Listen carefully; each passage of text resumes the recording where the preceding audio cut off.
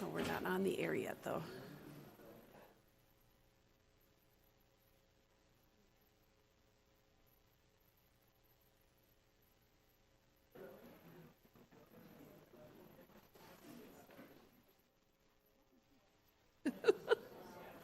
Yeah, I suppose we should.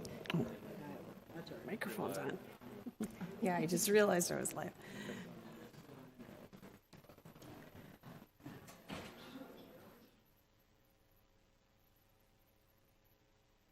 All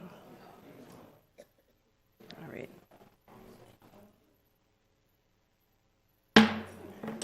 Good evening. I'm calling to order the regular City Council meeting of January 24th. It's 7 p.m. If you are able, please stand and join us for the Pledge of Allegiance. I pledge allegiance to the flag of the United States of America.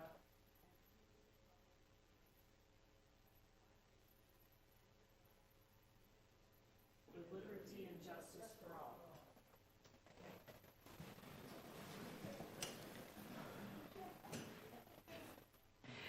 Thank you for attending tonight's meeting.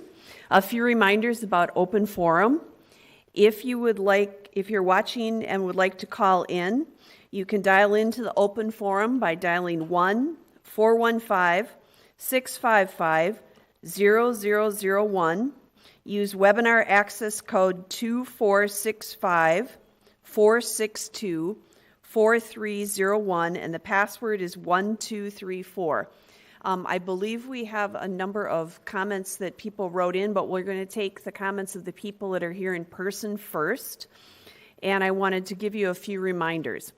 So there should be a sign-in by the microphone, so please sign in. And then when you begin to speak, please state your name and address. We will begin the timer after that. You have 3 minutes. Many people wish to make their opinions heard this evening, so please respect that time limit. Councilmember Haefler-Leary is going to be running a timer. It'll be over there. And then I think it'll buzz at 3 minutes. Otherwise, if that doesn't work, I'll give you a gentle reminder if you go past the limit. Also, a request that the audience refrain from cheers or loud comments.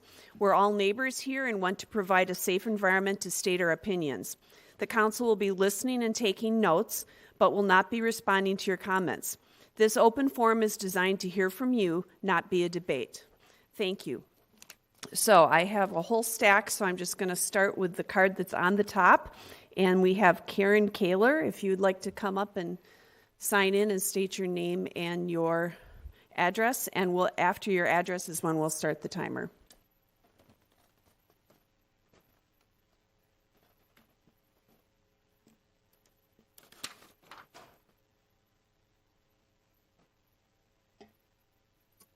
Good evening. My name is Karen Kaler, and I've owned a single-family home at 7632 Sheridan Avenue South for almost 27 years. I am in favor of the amended rezoning ordinance in theory. I've read all the comments on Facebook and the petition against the ordinance. Absentee landlords, loss of property value, loss of our urban hometown community feel, and skepticism towards the city council were often expressed. For the most part, I believe fears the city will be quickly destroyed by this ordinance change are overblown. The 4 townhomes on 74th and Washburn, built in the 1970s, and the 5 Sheridan villas built in 2017 are all owner-occupied. The small apartment buildings along Penn Avenue seem to be locally owned. I was raised in a fourplex, which is what my mom could afford after my father died. It had a backyard, I could have a small dog, and I walked to school. The owner was local and visited the property frequently. As a young adult, I rented a fourplex and then a duplex in areas of mainly single-family homes. One of my good friends bought a duplex, lived in it, and rented the other unit. My experiences with low-density housing are all good and seem like reasons for allowing more of the same. However, like many of my neighbors, I also have concerns and am somewhat skeptical. I've seen the city say we need more affordable housing, then allow destruction of an entire neighborhood to build Best Buy, allow several small inexpensive homes in my neighborhood to be torn down and replaced by large $500,000 homes, and allow numerous short-term rentals that take homes out of the market altogether. A beautiful home next to me is an Airbnb. It is vacant all week with a parade of strangers every weekend. In my opinion, that house should have a family in it. I urge the council to table the amended ordinance as written and send it back for a rewrite to allow duplexes, but also with language to protect our community from housing speculators and absentee landlords, and to ban conversion of single-family homes in those new duplexes to freestanding hotel rooms. I want a variety of housing options in Richfield and to see new homeowners buy to build generational wealth. And that means providing attractive, affordable homes in safe neighborhoods. Thank you. Thank you. All right, so next we have Heidi Gabor.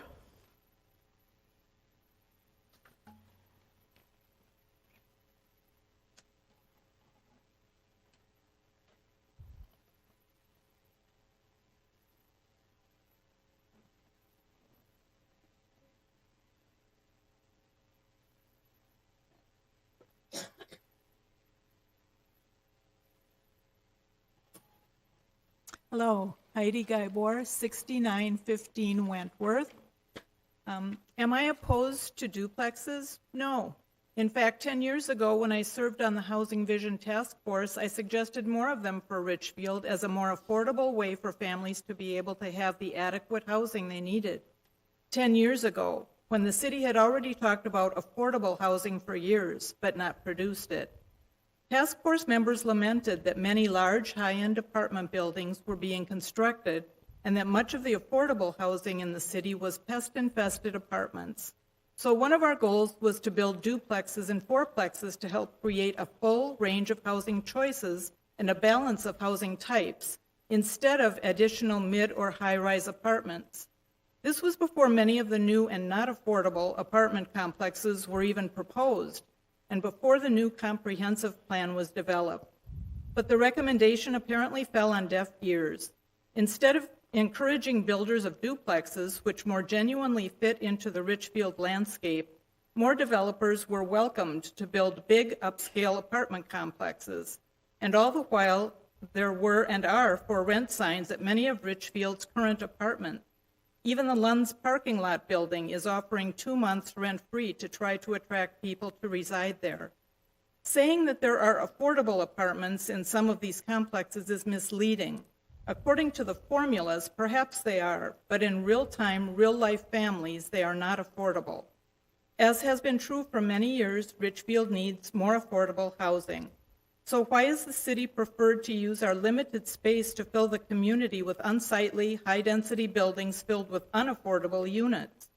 These complexes have greatly changed the complexion of our urban hometown, having effectively tossed out many people and families who thought that Richfield was their hometown until it wasn't. I am opposed to rezoning more single-family neighborhoods and suggest that if, at this late stage of the game, the city truly wants duplexes, the areas with high-density upscale apartment complexes be rezoned for such.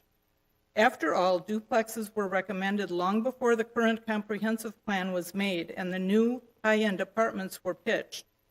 Enough single-family neighborhoods have been bulldozed, and if we want to retain any of them, we need to avoid the slippery slope that is being proposed by rezoning them. New apartment complexes are choking neighborhoods with cars and inviting only residents who are financially well off. Too many apartments sit vacant. And yet another large upscale complex is under construction at 65th and Lyndale. For the love of Richfield, please don't rezone single-family housing and continue to unravel the threads that anchor our community tapestry. Thank you. Thank you. All right. Our next person is Dave Snyder.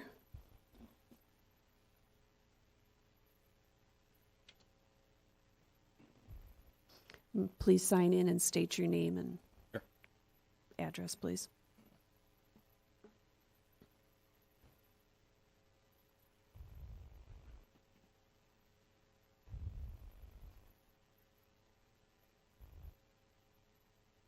Hello, my name is Dave Snyder. I live with my family at 513 West 70th Street. We've lived in Richfield for 5 years, and we're proud to call it home. I'm here tonight to speak in support of the zoning code change being considered by the council. We're in the middle of a crisis in affordable housing, locally and nationally. The federal government has largely retreated from creating housing over the last 40 years. Real wages are still stuck at levels that don't match housing prices. And private developers facing steep building costs are mostly building market rate units. If you don't like data, you could just as well talk to some of the housing counselors at Veep or the housing attorneys and advocates at Legal Aid or Homeline. They can tell you firsthand about our neighbors who are living in cars, doubling and tripling up with family or friends, staying in bad domestic situations, or putting up with unhealthy and undignified apartments because there's just nowhere to go. I've also spoken with neighbors here, friends of mine, who've bent over backwards to serve our community, who ultimately had to find housing that was affordable outside Richfield, even though they really wanted to stay. So I think that amending the zoning code to allow for more duplexes in Richfield is a good idea. My son is a 10th grader at RHS, and when I go in to volunteer, I love to see how diverse the student body is. If you haven't had a chance to listen to some of these young people, you should. They're awesome. And students of all backgrounds who come from working class families deserve the same stability as all of us to stay in their homes, neighborhoods, and schools. And right now, they don't have that stability. Increasing the supply of affordable housing, including duplexes and apartments, will help provide that stability for our neighbors. I'll add one more comment. I listened to the testimony of some of our neighbors who spoke in opposition to the zoning change, and I found myself agreeing with one of the points that several of them raised.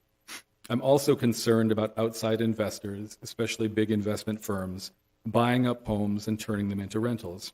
There is ample evidence that these investors are more interested in squeezing profits from huge portfolios of many thousands of single-family rentals, rather than providing stable and responsibly maintained housing options for residents. This is a widespread phenomenon. In the last 3 months of 2021, institutional investors bought 20% of all the houses for sale in the United States. Cities around the country are beginning to explore and pass various policies to create guardrails for external investment, and I think Richfield should take some steps as well to make sure, for instance, we're carefully tracking the sale of both homes and apartment buildings to investors and tracking how tenants are treated before and after sale. Thanks for your consideration and your hard work and service to our community. Thank you. Next, we have Mark Hoffman.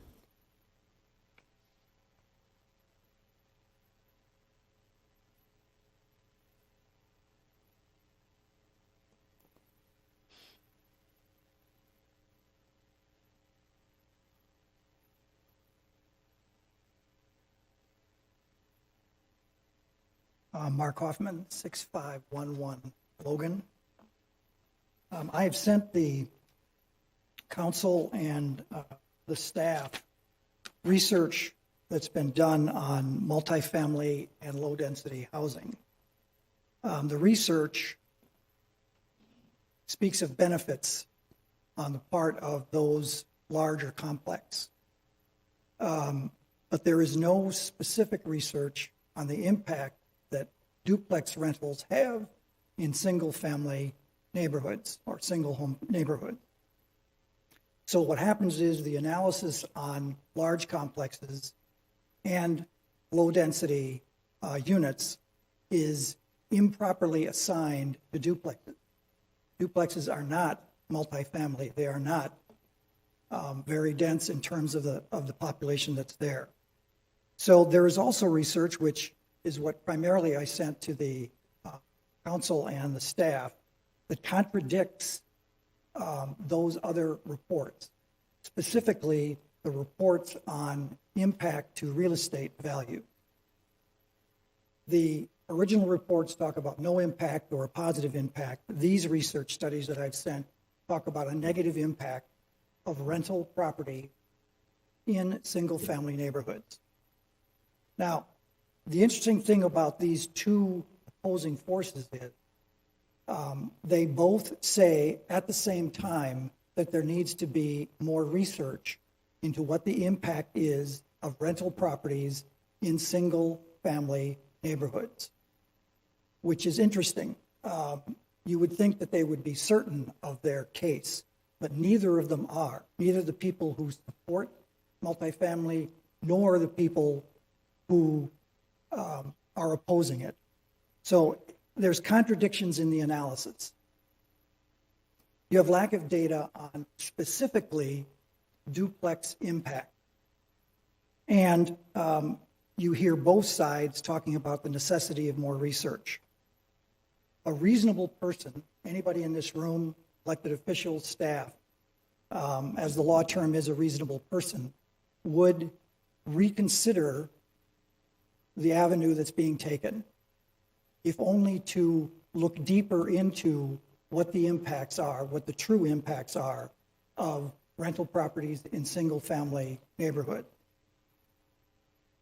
And I guess I'm going to finish with one question, see if I can get it in. At any point in time, in the beginning of this thing to the end of it, did anyone stand up and say, don't do anything? And my point in asking that question is, there is a point at which the mind has been set to go ahead with something. And my concern is that the concrete's been mixed, poured, and is now setting. Thanks. Thank you. Next, I have Janet Coleman.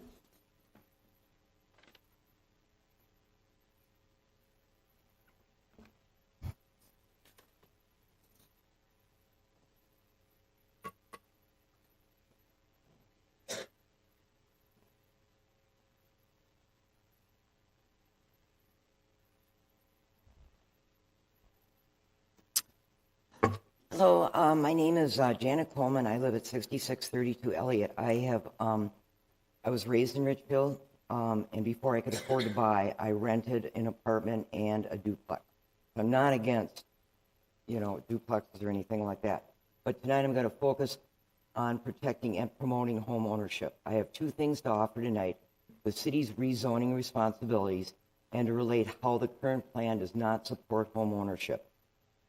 According to the City Ordinance 50703, the purpose of the zoning code is to protect and promote public health, safety, comfort, aesthetics, economic viability, and the general welfare of the city, and specifically to achieve the following objectives. Item C of 50703 reads, to promote the stability of existing land uses and to protect them from inharmonious influence and harmful intrusions. The new plan allows unregulated building of duplexes without the requirement of variances which greatly disrupt any neighborhood in which one appears. Item D reads, to promote the city's greatest interest in protecting and preserving the quality of its neighborhoods and commercial districts, as well as the quality of urban life, by regulating uses that have adverse impact or negative secondary effects of the quality of neighborhoods, commercial districts, or the quality of urban life. The new plan fails to protect and preserve by failing to regulate what, where, and when a duplex is built. There is no apparent management, no oversight. It does not promote home ownership because it doesn't require home ownership. Developers can develop and leave. Item F reads, to foster the provision of adequate light, air, space, bulk, and density. How can you ensure adequate light, air, space, bulk, and density if you don't regulate construction? Yes, you have building codes, but building codes only ensure the building is sound. They don't address the appropriateness of the duplex in the neighborhood or its effect on the neighborhood. Item G reads, promote a safe and effective traffic circulation system. After this latest snowstorm in Minneapolis issued 4,103 tickets and towed 485 vehicles. What is the Richfield plan to prevent ticketing and towing from happening in Richfield when duplexes allow 8 cars and the streets become congested? They only need to provide 2 parking spaces, and 1 can be in the garage. Item H reads, to protect and enhance real property values. Mark Hoffman has documented and described how duplexes or any other rental property reduce the value of surrounding properties. That is how the current plan does not meet the purpose for which the city, by ordinance, is committed. I recommend you delay the final vote on rezoning until plans and controls are put in place to manage housing development. Thank you.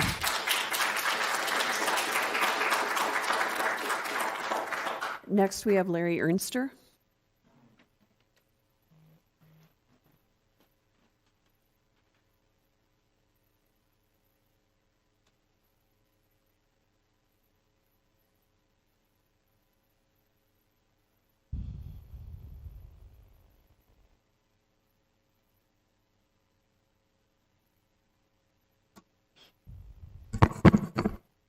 My name is Larry Ernster.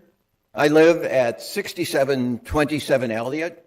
I'm also going to focus on home ownership.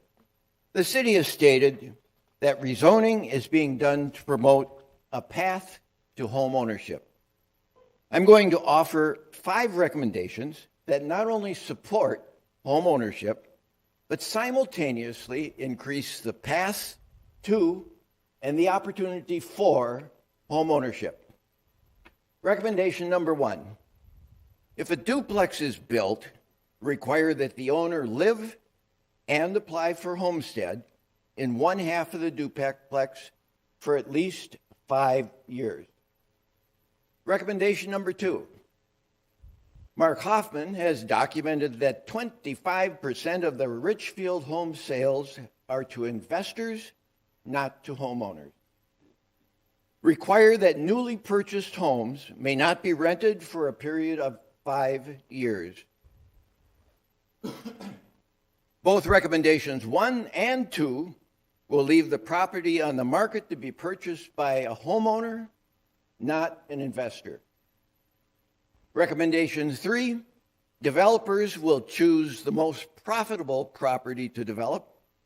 The result is the most affordable house is taken off the market. You need to regulate where developers develop with an eye to ensuring that the affordable housing market is not reduced. Recommendation 4, increase the staffing for the rental inspection department. Currently, there are nearly 7,000 rental units in 231 separate buildings, plus 747 single-family houses, all listed as rentals. Each rental receives 2 inspections a year. That's 14,000 inspections each year. Timely, regular inspections of every rental unit will ensure that landlords maintain a quality rental unit that improves the neighborhoods and surrounding home ownership, and that the tenants receive a quality product. Recommendation number 5, do not rezone all single-family lots. Specify low-density areas appropriate for duplexes, much like you have done for mid-density and high-density housing. My 5 recommendations come down to communicate, regulate, and cooperate. I think I summarized the feelings in everyone in this room here tonight and the 300-plus people who have signed the petition, hoping that our voices will be heard. And we are not against duplexes, and we are not against renters. We are against the unregulated building that will ensue if rezoning passes. We are here asking that you take another look at your plans and our suggestions, and that you invite the community to participate in a decision that will affect all of us. Thank you. Thank you.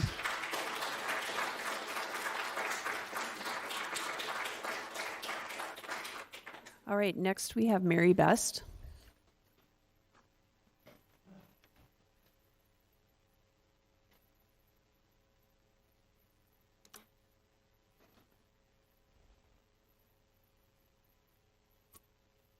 Hi, my name is Mary Best. I live at 6727 Elliott. The Webster Dictionary defines communication as a process by which information is exchanged between individuals through a common system of symbols, signs, or behavior.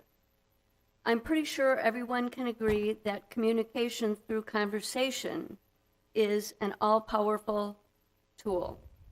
It can move mountains or create mountains depending on how it's used. It can be inclusive or exclusive. It can be help or hinder. It can clarify or confuse, and it can be honest or deceitful. The most unfortunate outcome is when that powerful tool is not used at all. We're here before the City Council tonight because neighbor to neighbor, we are discussing and discovering about the rezoning issue going on within our city.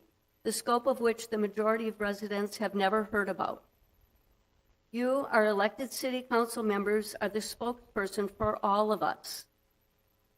We entrust each of you through our vote to carry our voices forward, listening to us without bias, so you can vote for us on the public issues, large and small. With our feedback, helping you make informed decisions on our behalf. Who benefits from rezoning this portion of the plan? The current answer should be Richfield, but unfortunately, it is not. We are often compared to Minneapolis, and our 2040 plan is modeled after theirs. They ended single-family zoning in September of 2019. Let's look at a few statistics. Minneapolis has 425,000 residents. Minneapolis has 36,000. The crime rate in Minneapolis is twice as high as Richfield. Property crime is twice as high. Arson, 3 times as high. Violent crime, 4 times as high. Evidently, increased population density does nothing to improve attitude. We do not want, nor should we be, modeled after Minneapolis. We are completely different. So, who does benefit from the rezoning plan? Well, follow the money. When I do that, I fall it right into the pockets of the developers that are snapping up all the affordable houses and leaving those who need it behind. One of the surveys asked if we were in favor of more affordable housing. There was no mention of rezoning. It was intentionally worded to mask the true intent, which was really to justify a decision that had already been made. If rezoning does happen, the housing market will be a free-for-all and unstoppable. To meet our goals, an open, transparent conversation is necessary. Rezoning is not the only way to energize our tax base and provide affordable housing for citizens. Do not prioritize renters over homeowners. We can live together on an equal and managed basis. That would be a win-win for everyone. It starts tonight by delaying the vote. Let's talk about it. Thank you. Thank you. Next, we have Lester Bauer.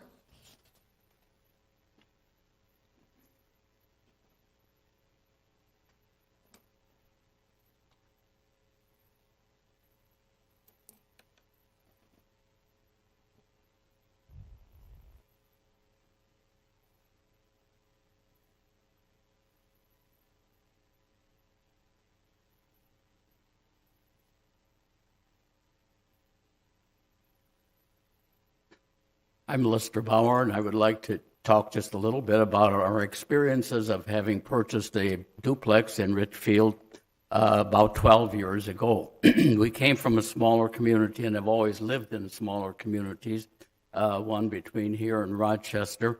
And our experience has been very, very positive with our duplex. We have a family member who has disabilities, and so the duplex has worked out great. My wife and I live on one side. He's able to rent the other part of it. So what I'm basically want to look at just a little bit, or talk maybe a speck about some concern about property valuations and so on and so forth.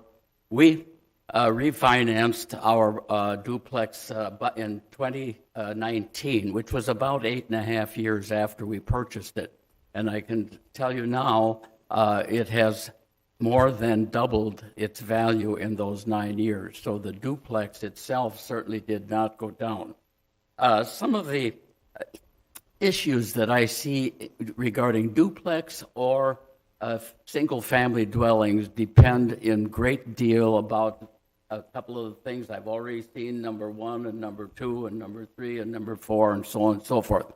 I think we have to look at the kinds of regulations that the city puts on. I think that's number 1.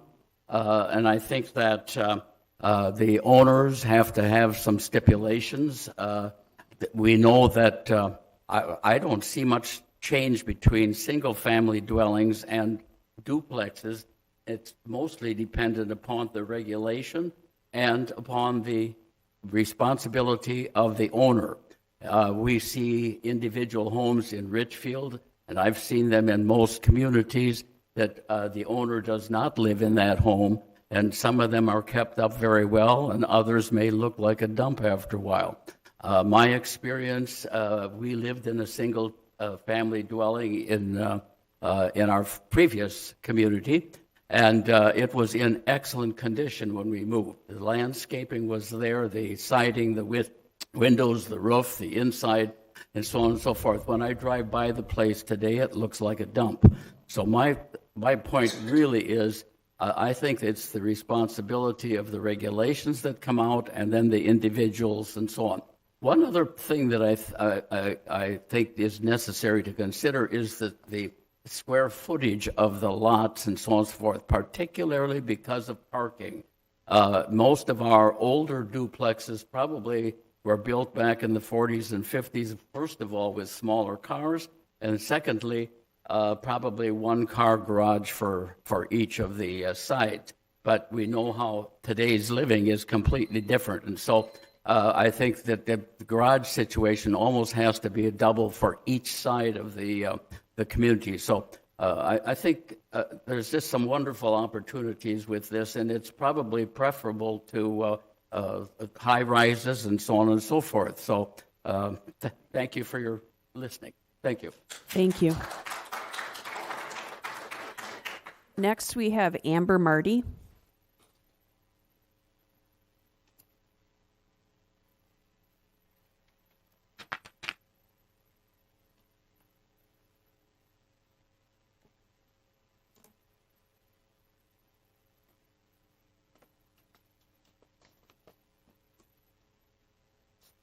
Good evening. My name is Amber Marty, and I live at 7004 Chicago Avenue, and I am a Richfield homeowner here to express my support to amend the ordinance aligning the zoning with the comprehensive plan to allow two-family homes by right in the R district. This amendment will help to achieve the City Council's 2040 comprehensive plan's goals of expanding housing choices, promoting the modernization of housing stock, maintaining affordability, and supporting attractive neighborhoods. There are three key reasons that I support this amendment: the opportunity to address the regional housing shortage, the opportunity it allows to build wealth, and the opportunity this amendment provides to address racial equality. According to recent census data, the Twin Cities has the lowest vacancy of the 56 most populous metro areas in America. Rising rents contribute to housing instability and limit options for families. According to a 2014 report, the Minnesota Housing Finance Agency estimated that the demand for housing in Minnesota is 40,000 units higher than current supply. In regards to wealth building, according to a state housing trend report in 2019, after controlling for inflation, renters' costs had increased only 14% since the year 2000. During the same time period, renters' salaries grew by only 1%. I can personally attest to this. Before we bought our home, my husband and I saw our rent increase from $14,000 to $2,000 in a 5-year period, a 50% increase. By passing this measure, there will be more units to rent and more opportunities for first-time homeowners to build equity. And addressing racial equity, nationally, the home ownership rate for white households is 75% compared to 45% for Black households, 48% for Hispanic households, and 57% for non-Hispanic households of any other race. In 1954, Richfield restricted the construction of two-family dwellings. This was and continues to be a barrier to non-white residents in Richfield. This amendment is an opportunity to address the racist and unequitable barriers to POCs in our community. I love living in Richfield because it is a progressive, diverse, and forward-thinking city. I am grateful that this measure has been proposed and hope that the members of the City Council unanimously approve this ordinance amendment. I do want to add that I do not want to see high rises or outside investments come in and take away opportunities from homeowners. I don't think that's what is being proposed as well. I really thank you for your time and your service to our community. Thanks. Thank you. All right. Next, we have Kathleen Balaban.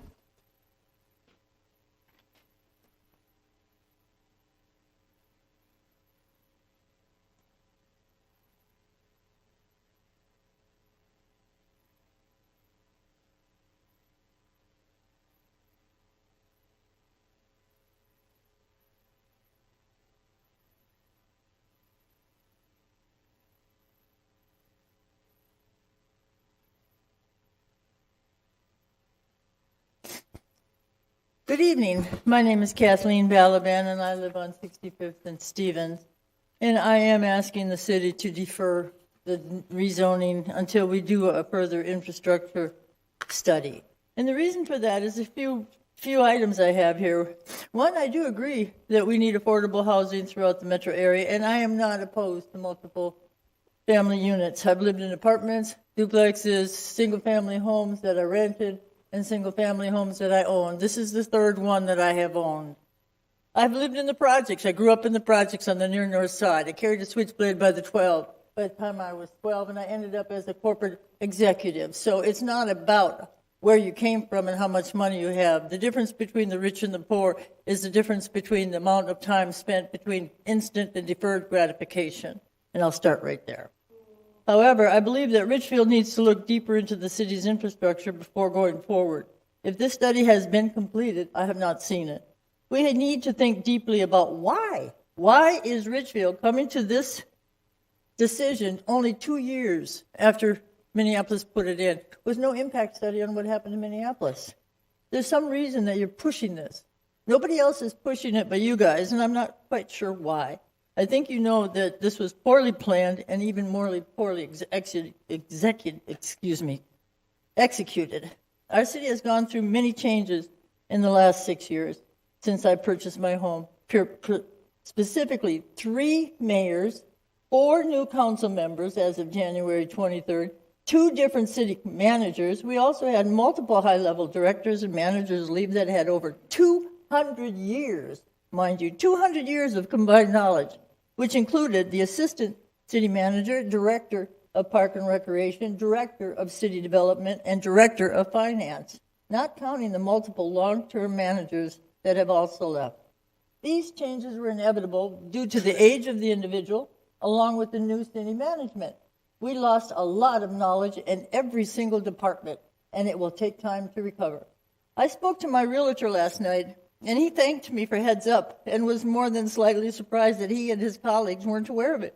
I told him we were too. He indicated that house prices wouldn't really be affected that much due to the high demand for single-family homes. However, it does affect who's going to buy it. They ask their clients, what type of houses are you looking for, what type of school districts, neighborhoods, etc., and single-family zones are the most requested. It does not have anything to do with race. It just has to do with the preference of a single-family home. If this rezoning encompasses the entire city, he said realtors will not be able to show any houses in Minneapolis or Richfield for these clients, which is the majority. He felt very strongly that Minneapolis's decision will, quote, implode on itself in time, because it's important to have choices when we buy our houses. And if we can't choose where we're going to live and who's going to live next to us, we will go someplace that we will. And thank you for your time. And please look at our infrastructure, because we are not ready for this at this time. Maybe a little bit after we study a little bit more. Am I over? Oh, yeah, I am over. Well, thank you for your time. And I hope you reconsider to defer it for at least an impact study. Thank you. Next, we have Steve McPherson.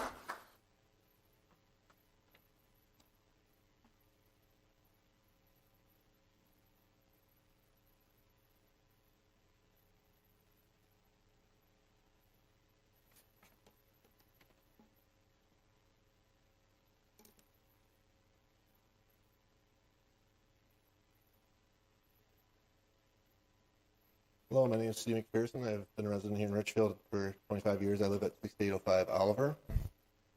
Some of the concerns I have are higher potential for more cars in the streets, double the garage cans, double the lawn furniture. High density means twice as many items around the yard. I spoke with 2 realtors to assess if duplexes tend to raise or lower property values of existing homes in the area. They both quickly stated that it tends to lower property values.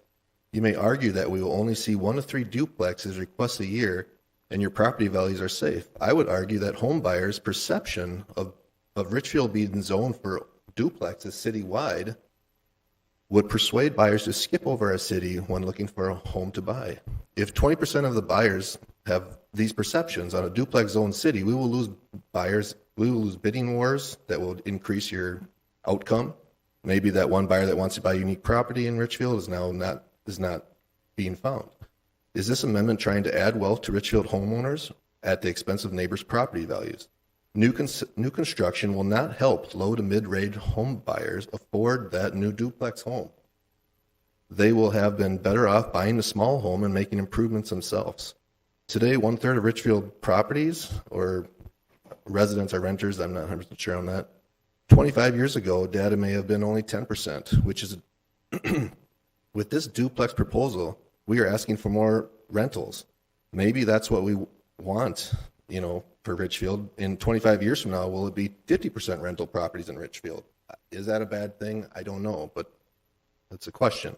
I've asked a few renters if they ever put money into their home. If they were living in now, when they move out, they would not get a return on their investment. Most renters would rather save their money to get into a home of their own, and that means that they're relying on the landlord then to put money into that housing area, which doesn't seem to happen all the time. I questioned the city's survey on getting accurate sampling to represent Richfield single-family houses. In my survey, approximately 10 neighbors, it was 100% against the proposal. This tells me that the city's sampling statistics do not represent the whole of Richfield, which is now consequently misleading or misrepresenting city council memberships in their decision.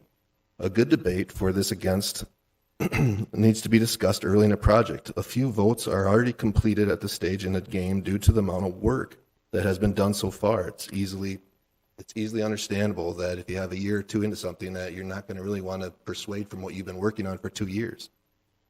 I would like the city council to delay this vote a few months.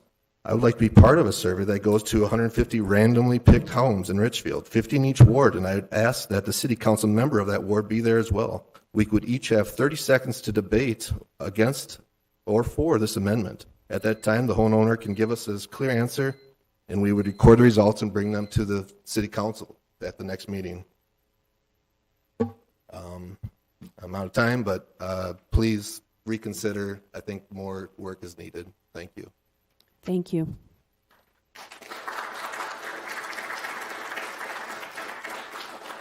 Next, we have Reed Osel.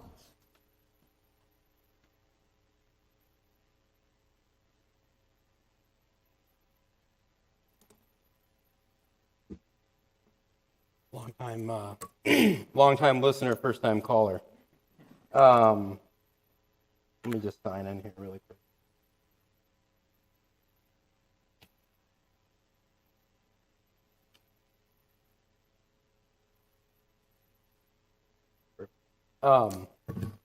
Can I ask you guys some questions? Can we use that? Just open-ended? I can only make statements. All right. Well, first state your name and your address, and Yeah. you can ask questions. We just can't respond because it's not a debate format, but you can ask anything you'd like. Even like yes or no questions, not allowed? Right. Okay, all right. My name's Reed Osel. I live at 6829 Harriet Avenue. Been in Richfield for 6 years, rented all 6. The last 4 I've rented at a single-family home. I live there with my wife, our dog, and our 4-month-old dog. We're a family that's invested in Richfield. We're renters in Richfield, and we'd love to own a home in Richfield eventually. To Amber, was it? To her point about vacancy rates, worst in the nation among 56 major metro areas. That's not something to be proud of, I don't think. And this isn't a Richfield thing, this is a Minnesota thing. That equates to about 1.7 months of stock and housing inventory. A healthy real estate market needs about 6 months. What does that look like? Median new single-family detached home is starting to climb up to $500,000. Now, a lot of people in this room might be able to dump equity of their current home into a $500,000 home purchase, but as a first-time home buyer, I don't have 120 grand to sit around in cash to throw down on a down payment. The median household income in the state right now is about $75,000. If you want to afford the new median single-family detached home price, you need a household income of about $140,000.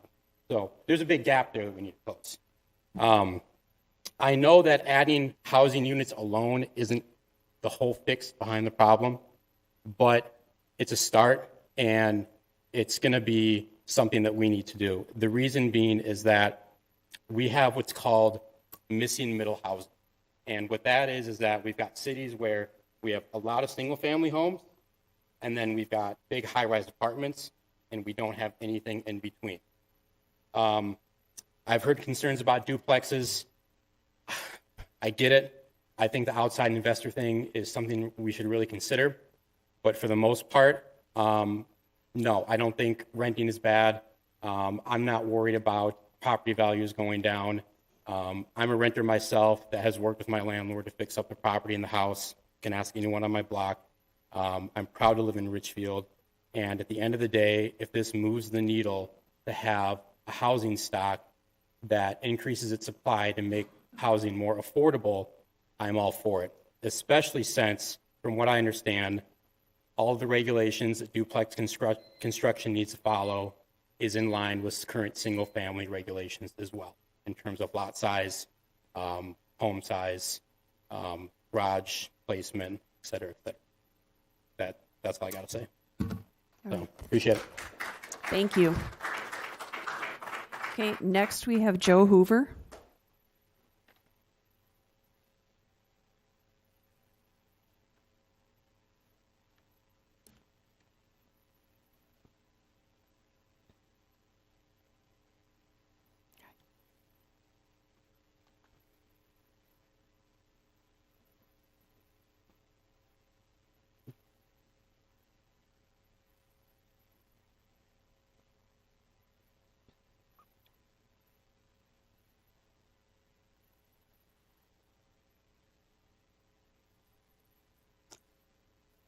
My name is Joe Hoover. I live at 7627 Harriet Avenue. I've lived there 20 years. Before that, I lived in the house that my grandparents bought in 1947. We see the catastrophic effects of climate change. We see a stellar increase in wealth moving from the middle class to the super rich. We see the growing march towards an anti-democratic and authoritarian government. We can see the disastrous effects which are the result of globalization policies under an unchecked free market system that has allowed globalization of commerce, but not globalization of worker rights and environmental protections. This is the same utopian free market race to the bottom thinking approach dealing with the housing shortage and affordable housing that will ultimately be the downfall of any positive effects from the zoning change under review today. Unfortunately, housing is a commodity and not a right in the United States. The zoning change will do almost nothing to eliminate the lack of affordable housing and housing shortage. The goal for developers and rent seekers is to keep profit margins high. This zoning change will only benefit developers and landlords because in this rezoning, there will be little to hold them accountable. The Minnesota Multi-Housing Association, an organization representing rental housing owners and developers, successfully fights to keep expectations low for property development, maintenance, and sensible regulation of rentable property that can hold landlords accountable. As a former tenant organizer in St. Paul and working on legislation to help tenants, I've seen this. I've seen that they have a strong voice at the Capitol, much stronger than tenants do. This zoning change is also a boon to wealthy cities that want to keep low-income workers from living in their cities while concentrating wealth and resources in their communities. Can we say Edina, Councilmember O'Leary? This is a limited solution formed around free market neoliberal ideology, has time and time again shown it has severe limitations when it comes to affordability and solving the housing shortage. I am not opposed to increasing density, and I actually believe we need that in this city. But I'm also not opposed to globalization. Both can offer many benefits, but without checks and balances on those that would exploit these policies to line their pockets at our community's expense, this change will prove disastrous. I am opposed to the rezoning as proposed. Thank you. Thank you. Okay, that is the end of the cards that I had handed to me. Is there someone else that wishes to speak that hadn't turned a card in? All right, there's the lady in the second row, put her hand up first, so she can go ahead. Please state your name and sign in and state your address. Thank you.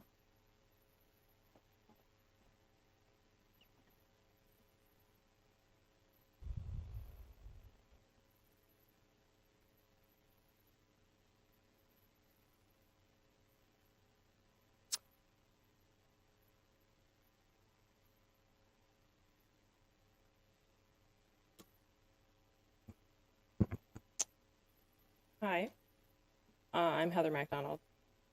I currently live in South Minneapolis, but I was a Richfield resident for over 10 years.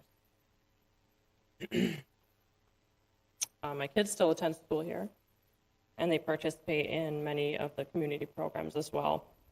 For years, I served on the Community Service Commission and was able to learn a lot about the city and the people in it. I co-owned a single-family home here for about 10 years, and then I rented for about a year until my landlord decided to sell the townhome I was renting. Good time to sell. So I then had to leave Richfield because I couldn't find a rental that fit my budget, my situation, and my family needs.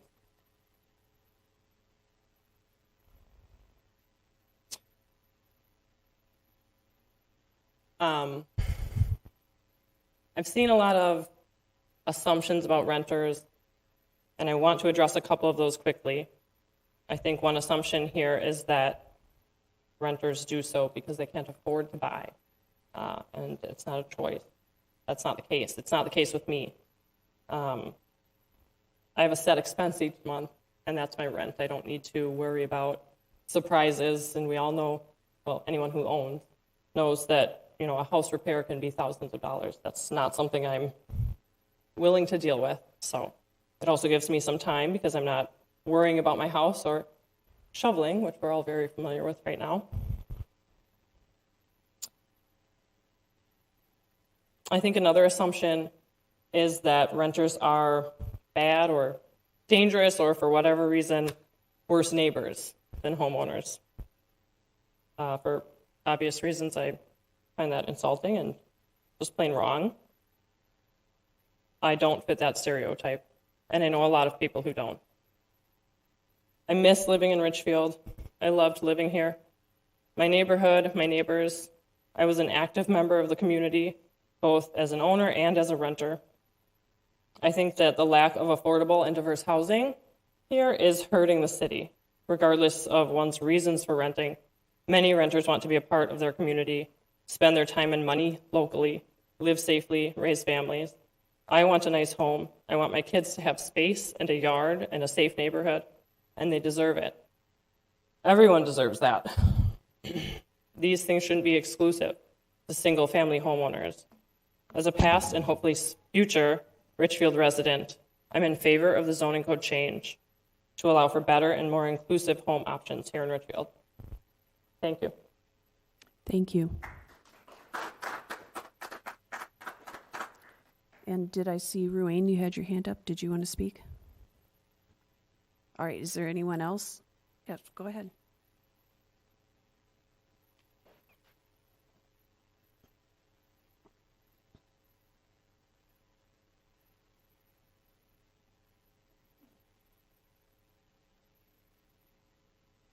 My name is Ruane Onesi Rosan, 2421 West 65th Street.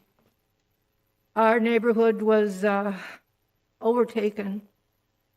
The elderly people, very elderly people, came here 3-4 years ago to say, don't do this to us, when they put up the big blue marshmallow, all fluff, no substance apartment building on 66th between Queen and Russell and Sheridan. I stood here then, and so did my neighbors. Came out, they were 90 years old, and said, please, don't do this. Please don't do this. And tonight you will see that I'm very convinced, once again, we will find that you will not be listened to, that you're ignored. And again, they will do anything they want to do, irrespective of what you say. I'm not new to this podium. I've been here. I've been monitoring these transactions since 2018. I only want to say that when after your comments are disregarded and they go ahead and do what they're going to do anyway, that you have an option. The city charter allows for a recall of all of these people here. Thank you. Thank you. Is there anyone else who wishes to speak who's here right now? All right, then we will go to the comments that were sent in. City Manager Rodriguez, are you going to read them or another staff member? Yes, Mayor. I have a fair number. The first one's from Janet Bacalar, 7220 Wentworth Avenue South. Dear Mayor and Council, I would like the Council to vote no on the rezoning issue. I feel more research needs to be done on the long-term effects of such a decision. One example, there should be a limit on how many double units per block. Also, landlord rental issues versus single homeowners. Also, amount of green space lost to larger housing plots. Increased use of water, sewer, electricity, parking issues, school resources, increased road congestion, traffic, etc. Richfield already added large apartment buildings in several areas. Our property taxes still keep going up, even with all this new tax base. I don't want higher density in Richfield. I want to continue to have the quiet neighborhoods and small town feel we have now. I feel that the council had its mind made up before all the hearings. We don't need to do what the other cities are doing. We are independent. Please vote no on this issue. If it passes, I would be very disappointed. There would need to be some regulation on how many units and how close. Thank you for your consideration of this matter. The next one is from Paul and Carrie Chillman at 6314 Upton Avenue South. We would like to voice our support of the ordinance to allow duplexes throughout Richfield. We happily moved to Richfield 10 years ago, but could never have done so with today's house prices. Anything that provides more options for lower cost housing and allows more people to move here is a benefit for the community. Next is from Megan Fothery at 6434 Washburn Avenue South. In regards to agenda item number 4, proposed ordinance to align zoning code with comprehensive plan, I am in full support of updating the city's zoning code to better reflect our current housing needs. The proposed change will not end our affordable housing crisis, but will open the possibility for more housing options, which I see as a benefit. As a current homeowner and former renter, I know that owning a single-family home does not meet everyone's needs at all stages of life, and so allowing an option for duplexes makes sense. Thank you for considering this proposal and for taking any steps possible to increase access to affordable, accessible housing in Richfield. I'd like to give extra thanks to council members who have engaged the community around this proposal. I've noticed multiple efforts in various community groups on social media where council members have provided information about the proposal, dispelled myths, explained the reasoning and potential benefits, and offered further engagement offline. I think these discussions are very important at a community level and appreciate your efforts. Next is Ricardo Perez. My name is Ricardo Perez. I am a resident and homeowner in Richfield. I am supportive of the council effort and our mayor's effort to allow for duplexes in single-family home lots. Having access to affordable rental housing or being able to buy property is an important element of success. We should welcome the idea and any new initiatives to help residents find quality, affordable housing in Richfield. This policy can be a tool to get us there. Let us prioritize accessibility and affordability as the guiding principles that let us decide where we invest and what we build. Next is from Brendan Keneally. My address is 7114 Columbus Avenue, right here in Richfield. I volunteer on the Richfield Planning Commission, and I am writing in support of the proposed ordinance amendment, aligning the zoning code and the comprehensive plan, eliminating the two-family residential MR1 zoning district, and amending the single-family residential R district. I commend the City Council and City staff for taking action aimed to reduce the housing shortage, expand housing choices, and make Richfield more attainable for a variety of owners and renters. Two-family dwellings, such as duplexes, have been part of Richfield's appeals since the city's founding.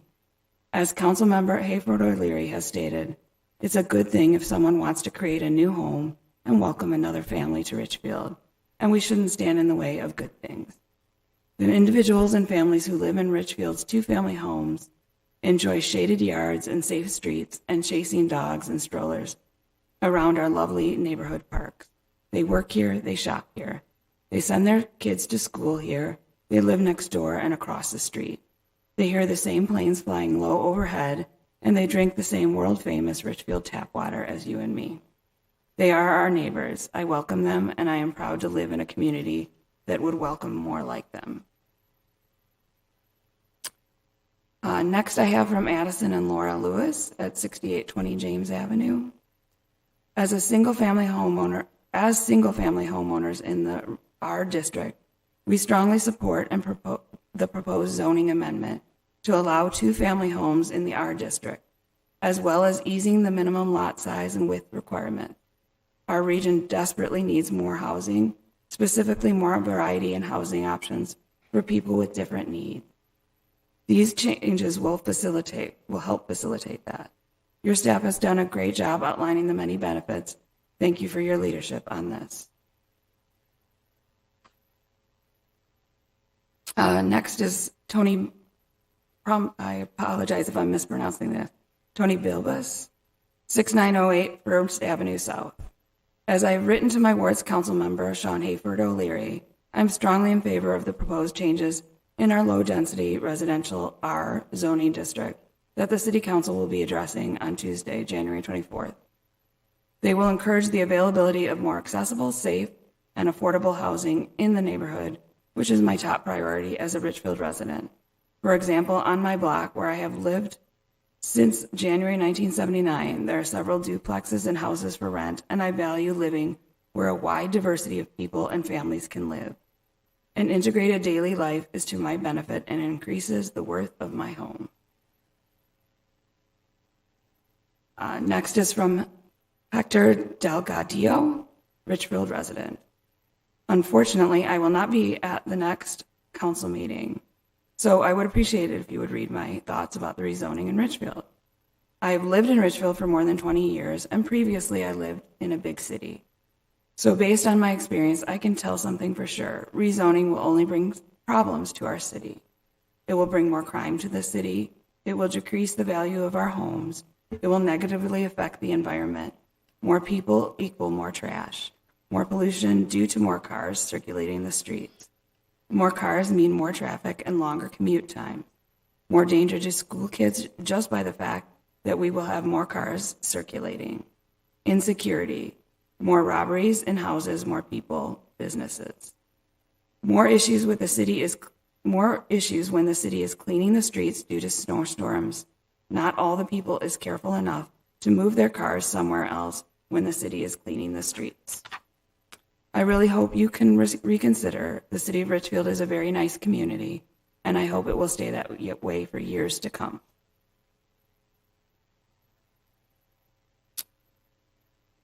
Next I have from Kent Karnick, and he addresses 2 items on the agenda. Hello, this is in regards to this motion, and then references the second reading of amending the zoning code. I would like the city council to vote against this motion. One key to a successful community is single-family housing, among many other items. Thank you. And then the second item is, we do not need a local sales tax. We already have an income tax at federal and state, along with other cities having city tax.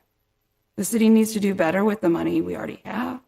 We gave away money for the band shell at Veterans Park, gave up property taxes with all the homes lost due to Best Buy, TIF, and the land we gave to the airport.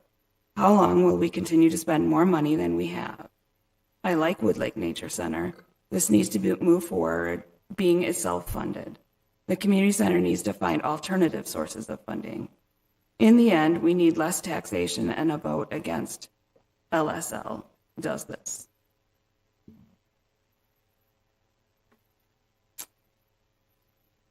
Sorry, gotta wet my whistle a little bit. If I can just have a drink of water.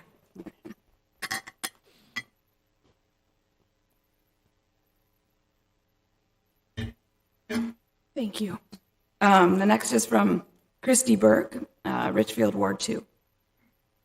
I'm writing as a member of the community in support of the proposed changes to our City of Richfield zoning code, which will allow for low-density 2-family residential dwellings across much of the city and reduce the single-family only designation to a limited area within city limits. On purely legal grounds, I think these changes are necessary. The 2040 comprehensive plan specifically provides for low-density housing such as duplexes and townhomes, and Richfield zoning doesn't. 2-family homes like duplexes are approved on a case-by-case basis, which is inefficient, undermines consistent application of the law, and could introduce bias at a few stages of the permit process. I'm not a lawyer, but it seems clear to me that the city zoning is not in compliance with state statute as things stand. The proposed changes to local zoning would address that issue. It is also worthwhile and important to consider the future of the city. We know the Twin Cities area is growing and that Richfield is benefiting from that growth. We have an opportunity with the zoning change to support and encourage economic diversity by providing a basis for a broad variety of housing options. I own a house with my husband. We have kids in college who have grown up here, and it will be important for them and their peers to have access to various housing options when they finish school. Empty nesters who downsize, sandwich generation, adults, families who choose not to carry a mortgage, and young professionals might all benefit from having options other than single-family houses and luxury apartments available to our market. As written, the proposed zoning amendment ensure that new low-density development will visually blend in with existing architecture, that residents will have access to outdoor space, that parking is available for each home, and that walkable environments are part of the planning. We need all that, and I'd like to see the City Council pass these changes. Thanks for your consideration. Next is from Jessica Alkire. She lives at 7512 DuPont Avenue South. I'm not able to be here in person today, but wanted to share a comment in support of the rezoning ordinance amendment to be read at today's meeting. My husband and I are fortunate and privileged enough to own our home, and we love living in Richfield. However, my status as a single-family homeowner does not make me any more important or deserving of housing and respect from my neighbors. Renters should be just as valued in our community as homeowners are. Renters contribute to our community in many ways and should not be looked down upon. I think the addition of more duplexes in Richfield will benefit the community, provide more access to housing to those who need it, and create potential paths to ownership as well. I also want to let the City Council know that there has been a great deal of misinformation and scare tactics spread about this ordinance online, especially on Richfield Facebook group. You can see this for yourself as social media and in the comments of a petition opposing the ordinance amendment. The reasons that I have seen why some people do not support this ordinance change are often based on this misinformation. And some narratives and talking points are quite frankly offensive and based in stereotypes and prejudice of who people assume renters are. It's unfortunate to witness this lack of respect and decency toward other community members. Despite all this, the ordinance amendment does have wide support from the Richfield community, from discussions I've seen and been a part of. The opposition is simply vocal, a vocal, much smaller group. I hope that changes to this ordinance and allowing for more duplexes will afford renters more opportunities to live in Richfield and bring valued perspectives and diversity to our community. Last one, and it's short. From Jim Riley, 7220 Columbus Avenue South. I would like to voice my support for the ordinance amendment aligning the zoning code with a comprehensive plan, eliminating the two-family residential MR1 zoning district, and amending the single-family residential R district. And that's all I have. Thank you. Did anyone call in as on the WebEx?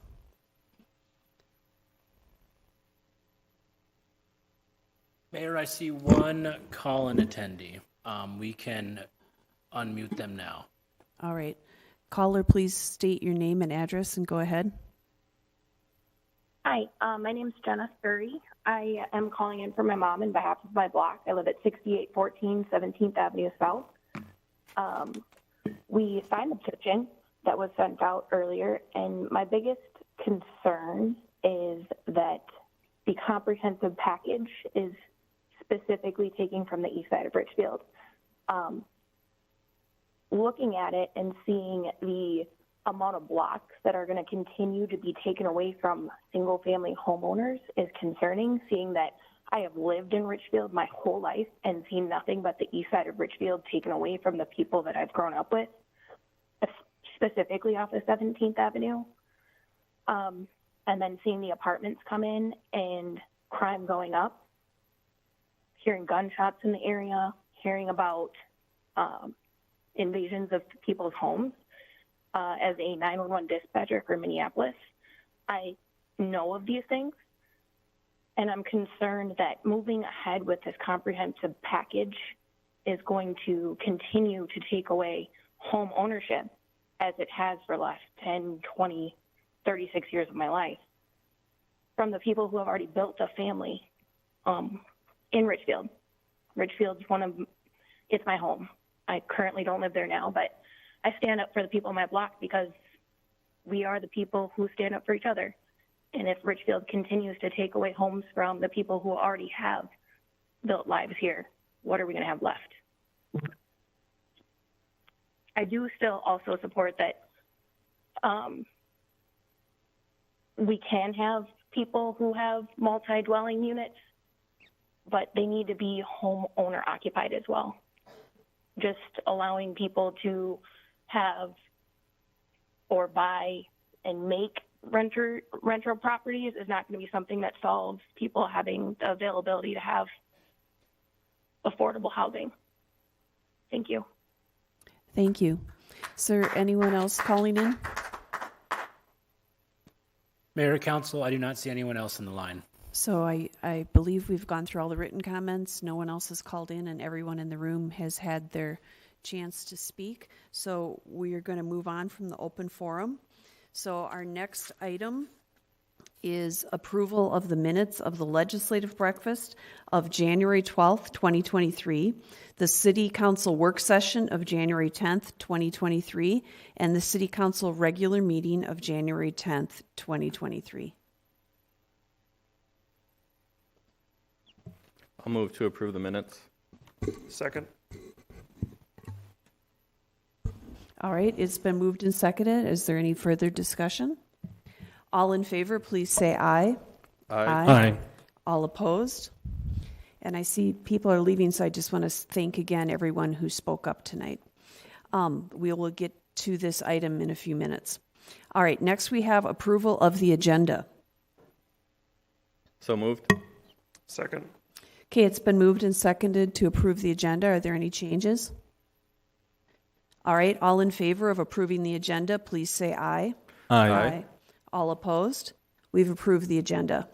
Next, we'll move on to the consent calendar. City Manager Rodriguez.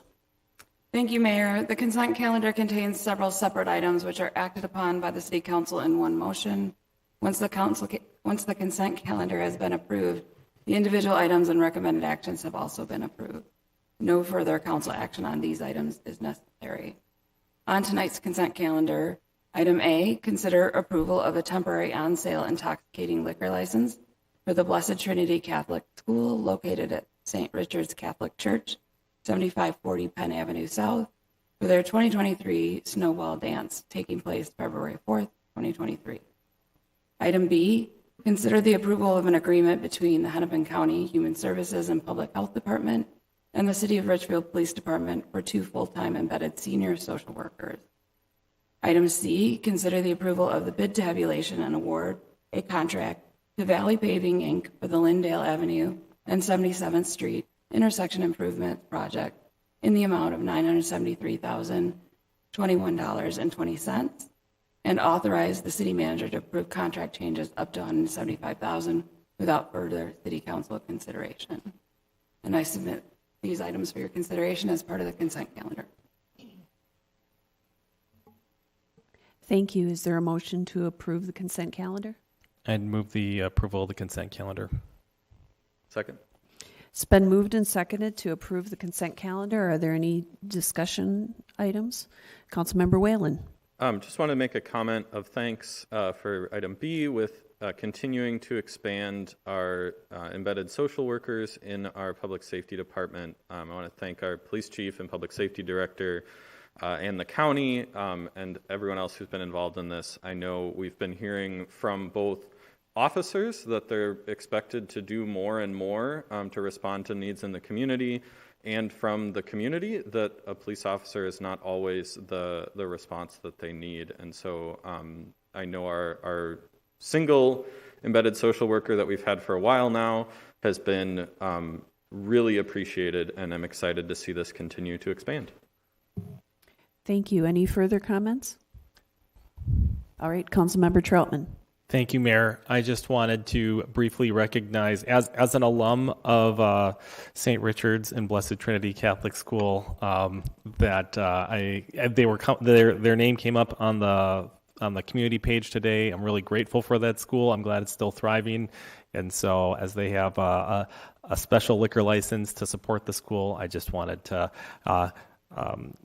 just recognize them and wish them every success. Thank you. Any other comments? All right. All in favor of approval of the consent calendar, please say aye. Aye. All opposed? All right. We have passed the consent calendar. Next, we're moving on to item 4, which is the proposed ordinance. Councilmember Hayford O'Leary. Thank you, Mayor.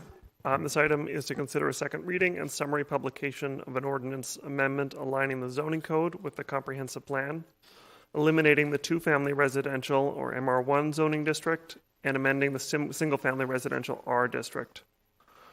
State statute requires that the city evaluate and revise our zoning code to ensure that it does not conflict with our comprehensive plan.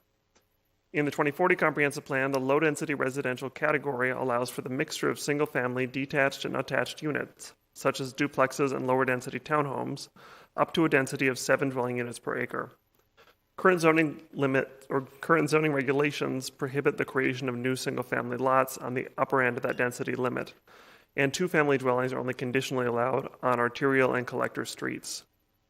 To align these two documents, the proposed ordinance would eliminate the MR1 two-family zoning district and would instead allow two-family homes by right in the R district. The R district name would be changed from single-family residential to low-density residential. No changes are proposed to zoning regulations in the R1 district, but the name would be changed from low-density single-family residential to single-family residential. In addition to the above changes, residential design standards have been revised to promote livability and aesthetics regardless of housing type. A full discussion of specific changes is in our packet. The proposed ordinance amendment would resolve outright contradictions between the documents and would further the 2040 Comprehensive Plan's goals of, quote, expanding housing choices, promoting modernization of housing stock, maintaining affordability, and supporting attractive neighborhoods. Additionally, removing barriers to the creation of missing middle housing offers an opportunity to reduce the regional housing shortage and for household wealth building, particularly for those who have been historically kept out of the market. The comprehensive plan involved an extensive 18-month process that solicited feedback from the community on the future direction of the city. The proposed changes bring the zoning code into alignment with that plan, and those have been discussed at 3 work sessions with the City Council, Housing and Redevelopment Authority, and Planning Commission. Additionally, a visual preference survey was made available to the community. Based on direction from the council, the proposed ordinance has been modified to limit driveway parking to 4 vehicles per lot rather than 4 vehicles per dwelling unit. I wanted to go through some of the questions that I've heard from residents, but does staff have anything to add before? No, Councilmember Hayford O'Leary, I'm happy to answer any questions that the council might have. So I wrote down questions. I wonder if I could just go through them first, then we could have clarifying questions, or would you prefer the motion? So let's put on the floor so that we can have the discussion as part of the motion. Sure. So I will move that we approve a second reading of an ordinance amendment aligning the zoning code with the comprehensive plan, eliminating the 2-family residential MR1 zoning district, and amending the single-family residential district, and to approve a resolution authorizing summary publication of that ordinance. I'll second. Okay, it's been moved and seconded, and so now we'll have discussion. And Councilmember Hayford O'Leary, you said you had some things you wanted to comment on? Yeah, well, there's just, I think, a few questions, which I think to some sense we've discussed these in work sessions, but not everybody has had the benefit of hearing those. So just to go through those to be clear with staff and clear for the public who might be listening to this. So I heard a few times that duplexes would be unregulated, which I think mostly refers to the fact that you wouldn't need a public hearing to approve one. But that is a little bit confusing because there are a lot of regulations here. There are a lot of rules. So I'm just wondering if you could walk through briefly what is the process if this passes in a year from now, if somebody wants to go and build a duplex, they can't just hire a contractor and get going. What is the process on the city, and how do they make sure rules are followed? Yes, Councilmember Hayford O'Leary, thanks for asking that. Duplexes would be regulated just like single-family homes are regulated. So there are regulations regarding setbacks, there are regulations regarding height, the width of your driveway, your garage frontage in terms of home percentage, the amount of impervious surface, which will be the exact same. In most of these cases, it's the exact same as it would be for a single-family home. So you're just looking to essentially put a wall in the middle of the house or allow someone to build a separate entrance to a second story. But in general, the bulk of homes are going to be required to be the same as single-family homes. So it's heavily regulated. If someone were looking to build a duplex, they would come into the city, they would submit building permit plans. Those would be reviewed by planning staff, building staff, fire staff. There are whole sets of codes that they would have to meet. So it's a heavily regulated process. Thank you. And just to be clear, so if somebody came and proposed a duplex that was taller than allowed or closer to the lot lines, there would still be a public process to review that proposed variance or change? That's correct. If someone wanted to vary from the codes, just like if you do it with a single-family home, you would need to come before the Planning Commission for a variance, and there would be a public hearing. That's correct. Okay, thank you. We've also heard about infrastructure questions a few times.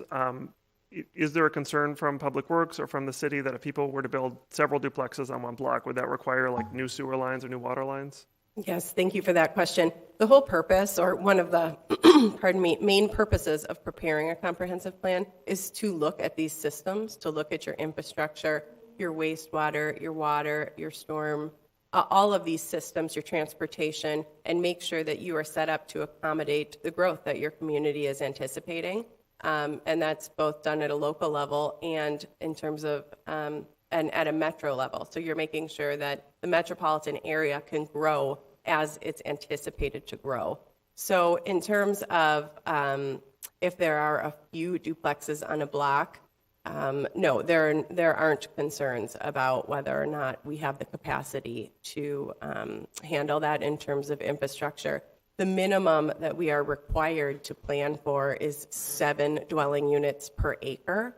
The current density of our low density areas is about 3.7 units per acre. So we have plenty of room for growth with our infrastructure projections. Thank you. And then we got a few concerns about rentals and institutional investors and those topics. I guess I'm just wondering if you can kind of frame what we're considering today versus those. I think people raised some really valid concerns, and I understand why this is on people's minds. Does this affect our rental ordinance in any way in what we're passing tonight? And does it preclude us from changing it in the future? It does not. The city does have a rental licensing ordinance.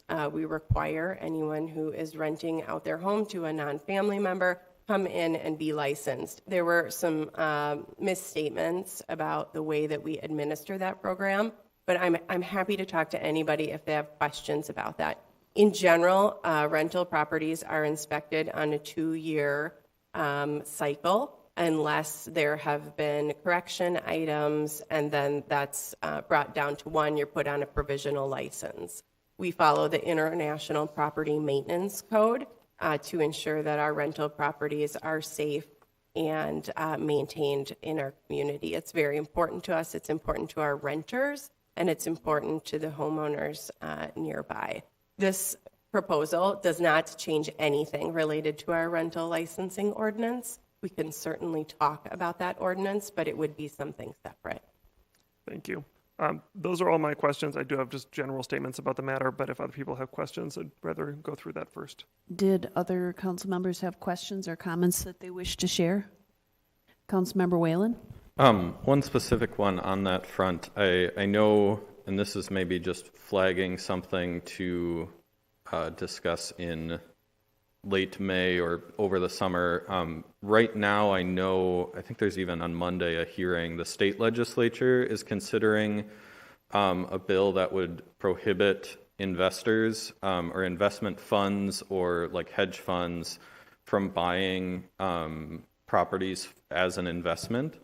And I personally, I know we as a city have not discussed that yet. Personally, I think that is worth exploring. I have not looked into the details yet, but if that is not addressed at the state level, it does seem to be a trend that's continuing to rise, and I think that would be worth exploring as a city, and ultimately do not think that is, whether that becomes a problem or not is separate from whether or not we pass this, but I just want to ask staff if that's have we been watching, I know it was not in our legislative priorities, have we been watching that at the state level, or could we explore that further if it does not get addressed at the state level?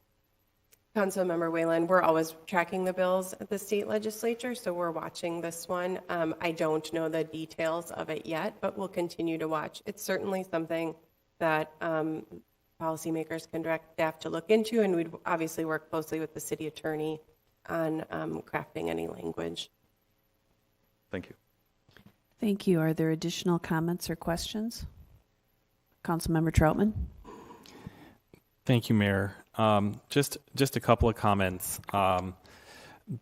Just like I said last week, I just want to recognize that whenever people come to the council, it's a big deal. It's a big deal when you get a bunch of people to come, and I want to acknowledge what I've heard both here, the comments that were written, and then comments that we've received over the last several weeks, and I kind of put them in several big buckets in terms of people's concerns, and I just want to try and name a couple of them, and then if I'm not talking to you or about you, then I'm not talking to you or about you.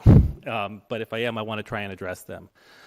There are a number of people for whom they have just said explicitly, we think this is about more immigrants in Richfield, and I don't like it. I did not hear any of that tonight, and I just want to be really clear.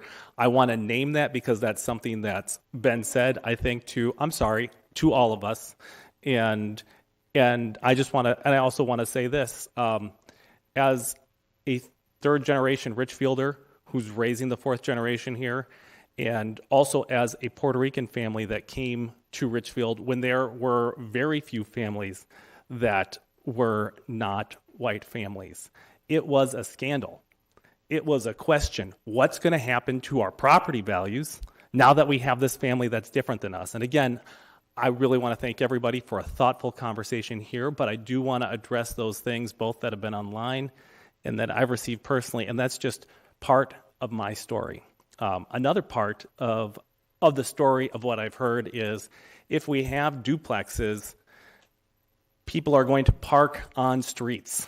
And I'll just say, as a multi-generational family that has multiple drivers on our street, we sometimes park our cars on the street. And that's a thing that happens. And I know for some people that's off-putting. It's just how our family lives, and I love our family, and I love that we get to be a part of Richfield. Something that I heard that I think was really important, and I think was a thread between people that were supportive and people that were not supportive of the ordinance, is there are institutional investors who are taking housing stock that needs to be available for a single family, not just single family, but families, period. Families need an opportunity to be present in our community. And I think one of the, for the folks that are opposed, you're going to be disappointed with my vote, but I want to tell you, I really hear that and I take that seriously. And one of the, I'm sorry, I'm trying to talk, but one of the opportunities I think we have, and I think one of the fruits of people coming together, is that this is an issue that you're giving us power and authority and energy to address. One of the ways that we can do that is by looking at Airbnb rentals in our city and whether or not that's the right use, because those are a number of investors. I think that's something that I would ask our staff to consider. Another issue that I just want to acknowledge that seems to be disconnected is multifamily housing that are large developments and duplexes and adding one family to a block. And I appreciated Mr. Hoffman's comments and some of the research that he produced that said these are different phenomena that are happening. These are different. It's a different kind of thing, and it's really not fair to compare one with the other. And at the end of the day, I have to just reflect on the fact that we build so few houses in Richfield, and maybe Director Pellman can speak to this a little bit, but we're not. Can you share a little bit about how many duplexes either we anticipate, or what we're talking about here in terms of opportunities, whether or not this will turn the needle one way or another? Sure, Councilmember Troutman, thank you. And I believe it was the last caller who called in who seemed to think that the city or there was an entity coming in and taking homes out of Richfield and replacing them with duplexes. And I want to assure everybody that that is not the case. What would be happening here is that we would be opening up an opportunity for someone to do that if that was what they decided to do with property that they owned. And to put that in the context Councilmember Troutman asked for, in the last 10 years, Richfield has had 5 new homes built each year. And that's an average that's actually raised up because of the years when we were coming out of the foreclosure crisis. Those numbers were higher. In 2002, we built 3 new homes. So what we're really looking at here is, even if all of the homes that were built new in Richfield in 2022 were duplexes, that's only 3 new units across the whole of our low density area. So to say, I don't think anyone on the council or anyone in the audience believes that this is going to solve our affordable housing crisis. What we're doing here is removing a barrier. And if someone has a piece of property and a duplex is the right thing for their family for whatever reason, we're saying that that's okay. If that's the right thing for your family, then you should be able to do that here in Richfield, and that we shouldn't restrict it to certain streets or small areas. If we really want to make any impact at all, it really has to be across the community, because there are so few new homes built as a whole. Well, thank you. And so I'll just close and thank you for letting me speak for a moment or two by saying that I think what we're looking at is the addition of maybe one or two new families in Richfield a year. I'm going to disappoint some people here, but what I would invite you to continue to have a conversation with me and other council members and your planning commission is about the issue of making sure we have rental properties that are well maintained, and looking at our systems, looking at our licensure process, looking at the issues of whether or not we want Airbnbs in our communities, so that there is a difference between people that are rotating through every night or every other night, and families that are making their home in a residential area. And I'd be open to considering that. So for my vote, you might not have prevailed with regards to the 1 to 3 homes a year, but I think there's more ground to be made and more common ground to be had when it comes to maintaining both our housing stock and all of our properties in a way that serves all our residents, which includes single-family homeowners. Thank you. Thank you. Are there other council members that wish to speak? We'll go to Councilmember Hafer O'Leary and then back to Councilmember Whalen. Go ahead. Yeah, I just wanted to sort of clarify my position. I am very much in support of this change. I will be voting yes on this. And I wanted to, obviously our main conversation has been about duplexes tonight. I did want to just mention some of the other things in this ordinance, which I think are important. This is legalizing Richfield. This is legalizing things that are part of our community already, that have been part of our community since much of it was built out. As one of the speakers noted, duplexes were legal until 1954. In addition, lot size rules were different in 1954. One of the details we didn't read when we read the summary of the staff report is that because of this very small change of the minimum lot size, it will reduce the non-conforming residential lots from about 17% to about 3%. The language on the books right now says that the lot that I live on, which is a 50-foot lot with an alley and is a fairly common size in Richfield, would be illegal to build new. You could not do that. I think it works great. I even have enough space for a patio on the side of my house. I have a 2-car garage. That's not allowed right now. And I think it's really positive that we recognize that things like that, things like my home and my neighborhood, are good for our community, and we should absolutely allow them to happen new. And I think very much with duplexes, it's similar. Not very many of them exist in Richfield right now. They were allowed. I don't anticipate a whole lot of them happening very quickly, but it makes sense to allow them. And I specifically want to comment on, there's been a lot of discussion of, well, if we're going to do this, we should limit it to certain areas. We should, consider each one on a case-by-case basis.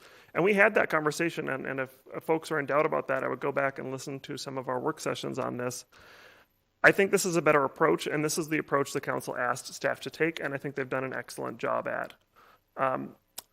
I'm glad we're having a vigorous debate here, but I think it's so much better to have this debate on how we set our rules and how we regulate, and not on each individual property. Because imagine if you were a family that's ready to build a duplex that's going to make your mortgage work, that's going to allow you to house a family member in the other unit, like one of our speakers, and your process is months of delay and unsureness with your lender, having to go before a public hearing where neighbors speak negatively of you. To me, it is just better policy to say, here are the rules that everybody can follow and that make sense and that protect our neighborhood. And what you'll do is you'll go to the city staff and they will make sure you're following those rules. And if you need to vary from them, you will come before us. But if you're following the rules, you can build your home. That's what we do for single family homes, and I'm proud that this change includes that for duplexes. Early on in this, I spoke with one of the homeowners on, it was near Portland at 66. I happened to just be out on a walk. It was after one of our work sessions, and it was a warm spring day. And I was just very enthusiastic about the discussion because this has been an interest of mine for a while. And I saw this woman with a duplex and was trying to sneak a picture of the house. And then she saw me doing that. And then I started talking to her, and she explained she'd bought the duplex with an older family member.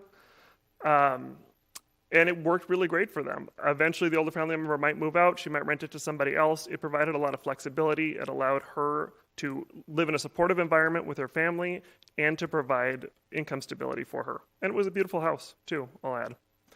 So my last thing, similar to what Director Paleman said, and something that I've said before, but I don't think this solves our affordable housing crisis. I don't think it will result in really rapid change, even if the pace were to increase. That's still a very long ways from making a huge dent in Richfield single-family homes. But it makes sense when there's something good that's going to happen, like somebody building a new home, somebody welcoming a new family to their neighborhood, we should get out of the way of that good thing. And that's all we're doing here. We are getting out of the way of something good, and I will be glad to support it. Thank you. Councilmember Whalen. Thank you, Mayor. When Larry first called and reached out to me, he's quoted me as saying, I hadn't heard from anyone else. And I appreciate that this has become a much larger discussion. There are a lot of decisions we make with literally no one in the room. So to your credit, this has started a community-wide conversation. It has raised both opposition and support. I was taking notes and counting. I think our feedback today, which is by no means exhaustive, but was literally 50-50.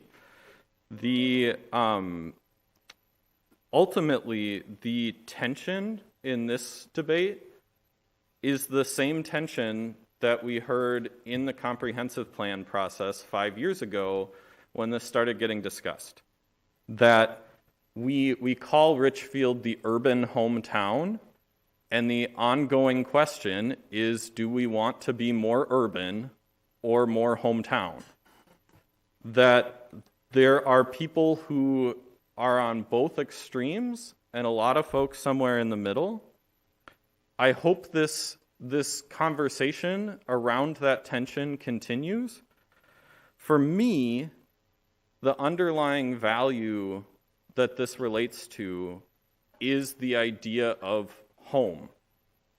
That everyone I've talked to since moving to Richfield, and indeed it was part of why I moved to Richfield, is because of the sense of identity, of ownership of, like, this is my city, I make our community what it is, that has not been present anywhere else I've lived. That people want to, they talk glowingly of the sense of belonging, of being in community, of relating with their neighbors and finding people who also share that deep love for our community.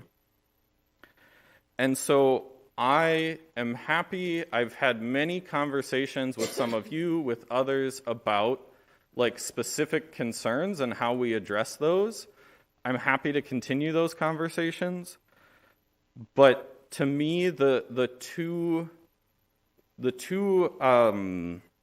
overly simplified messages that I'm hearing from different sides of this are a simple, I don't prefer this, and worry that any new neighbors would not be as courteous or respectful Excuse me, as I am. please do not interrupt the speaker. Thank you. And then on the other side, messages that a variety of housing options helped my family call Richfield home, and I want other families to have that opportunity too. The idea and the work, the conversations that I had in community that first inspired me to run for office were around this idea that more people should be able to call Richfield home, regardless of their income, and the idea that renters are valued, contributing members of our community that should be treated as such. I ran 2 campaigns unapologetically about those values and heard them echoed when I door knocked every single door in Ward 3. And then I'm sitting here. When the votes came in, they seemed to support that. And so I'm going to keep leading from those values about how do we make Richfield a place that more people can call home.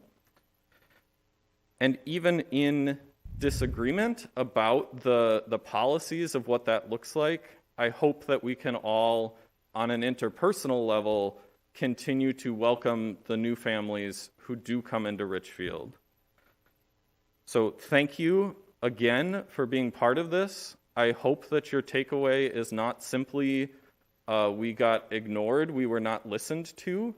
I think there is a disagreement among our whole community about who we are now and what we are living into. And that's okay. But that does not mean that we are just ignoring your concerns. I think we've named a few things that we will look into, and we appreciate you all for being here. Thank you. Is there anybody else that wants to add anything before I add something? Go ahead, Councilmember Troutman. Thank you, Mayor. I just wanted to add two quick things. One thing that I didn't name, because I think there were a lot of views expressed, and I can't speak to every one of them, but one that was really important that I've been particularly passionate about over my tenure as a council member is the power of being a single-family homeowner, which is not something for everybody, but is a really powerful tool and an opportunity for folks in America and in Richfield. And specifically, when I first came to the city council, one of the programs I'm particularly proud of, working with Director Paleman and other folks, is that for renters in Richfield that wanted to purchase in Richfield, they had the opportunity to get down payment assistance. And so I want to, and this is the second thing, I want to invite people who are new to the democratic process. Sometimes you're here because you're really passionate about one issue and you express that passion. And when you express that kind of passion at a Thanksgiving dinner, sometimes you blow things up and then you're like, well, I guess I'm not going there for Thanksgiving dinner anymore. But we still live here in Richfield. And so while you'll hear from some people that have been vocal throughout this conversation, don't talk to the city council. I just want to invite you tomorrow on the next thing that we can align with, on the next opportunity we have to engage. Just if you don't win this vote, don't take that as a disinvitation to ever speak up again or to say that doesn't matter. For all the people that I've been able to have meaningful conversations with, I'm grateful, and I hope that this isn't the end of that with whatever vote this is if you're disappointed with the outcome. Thank you. I would also like to thank everybody for the robust discussion. I would much rather have everybody arguing and fighting about something than apathy. And it's clear that everybody cares about the community, and that's why we're having this discussion. So thank you for that. Two of the things that I heard, and I heard it from people that are both supporting and against the amendment, one of them was an interest in exploring whether we should have regulations requiring that you have owner occupancy, and that's something that I'm going to suggest that we look at in the future. I did ask if that's something that's possible, and it is something that's possible, so I think we need to do further study on that, and I would like to see that because that seems to be a concern that we're hearing from both people on both sides of the issue. Next, there was also a lot of questions about the policies for code enforcement and rental regulations and all of that. And as one owner of a duplex pointed out to me, he said, it's not just duplexes, we need to enforce the codes for single family homes as well. It needs to be for all groups. And so that's something that I think we need to make sure that we communicate and put out on the website so people are aware of what the rules are and how the code enforcement works, and if there's a concern, how they could report that. So those were two things that I want to talk about moving forward. I do support this change in that it offers flexibility. If someone wants to have that duplex and they want to have their family living on the other side, or they want to use the rental income for the other half of the duplex to help pay their mortgage and make it more affordable, those are all things that are opportunities. I don't think that we're going to have like a flood of hundreds of duplexes coming in, but I do think we should have flexibility for those that need that help. Is there anyone else that wishes to weigh in before we vote? All right, go ahead. I am going to put you on the spot since you're here. Since there have been so many concerns about when there are homes that are not being maintained, regardless of how many families live there, I'm wondering, Chief Henthorn, if I could put you on the spot just to share the process by which people can report that.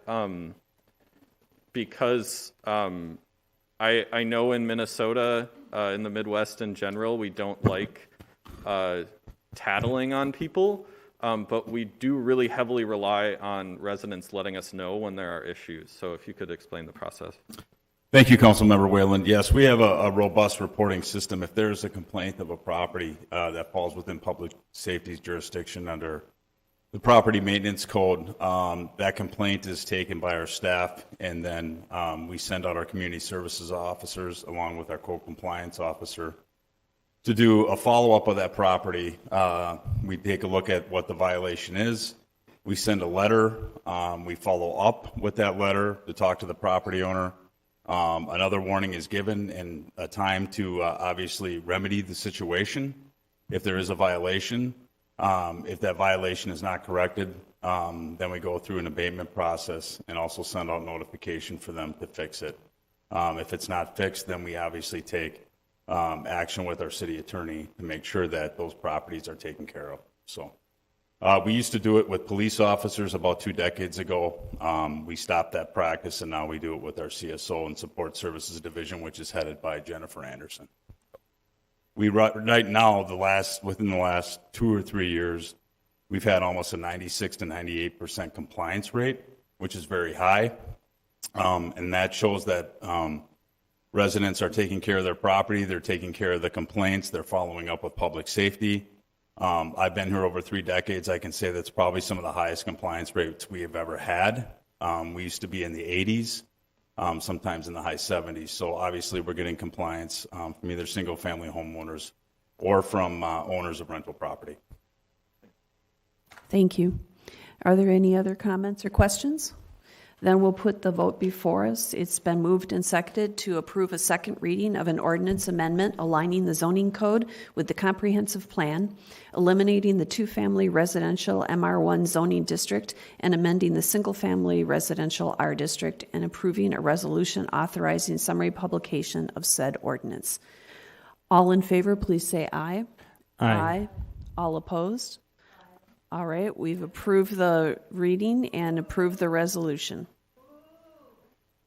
Thank you for your time.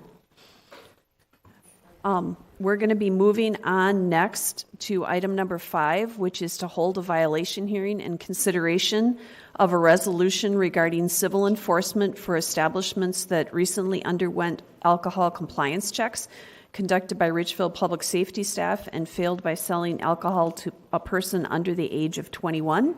And I'm going to turn it over to Councilmember Troutman. Thank you. Thank you, Mayor. Would it be appropriate if I just took a moment and just let people clear out? Yes, I was going to suggest that same thing so that so people can hear. Thank you. And thank you again to everybody that participated in the process.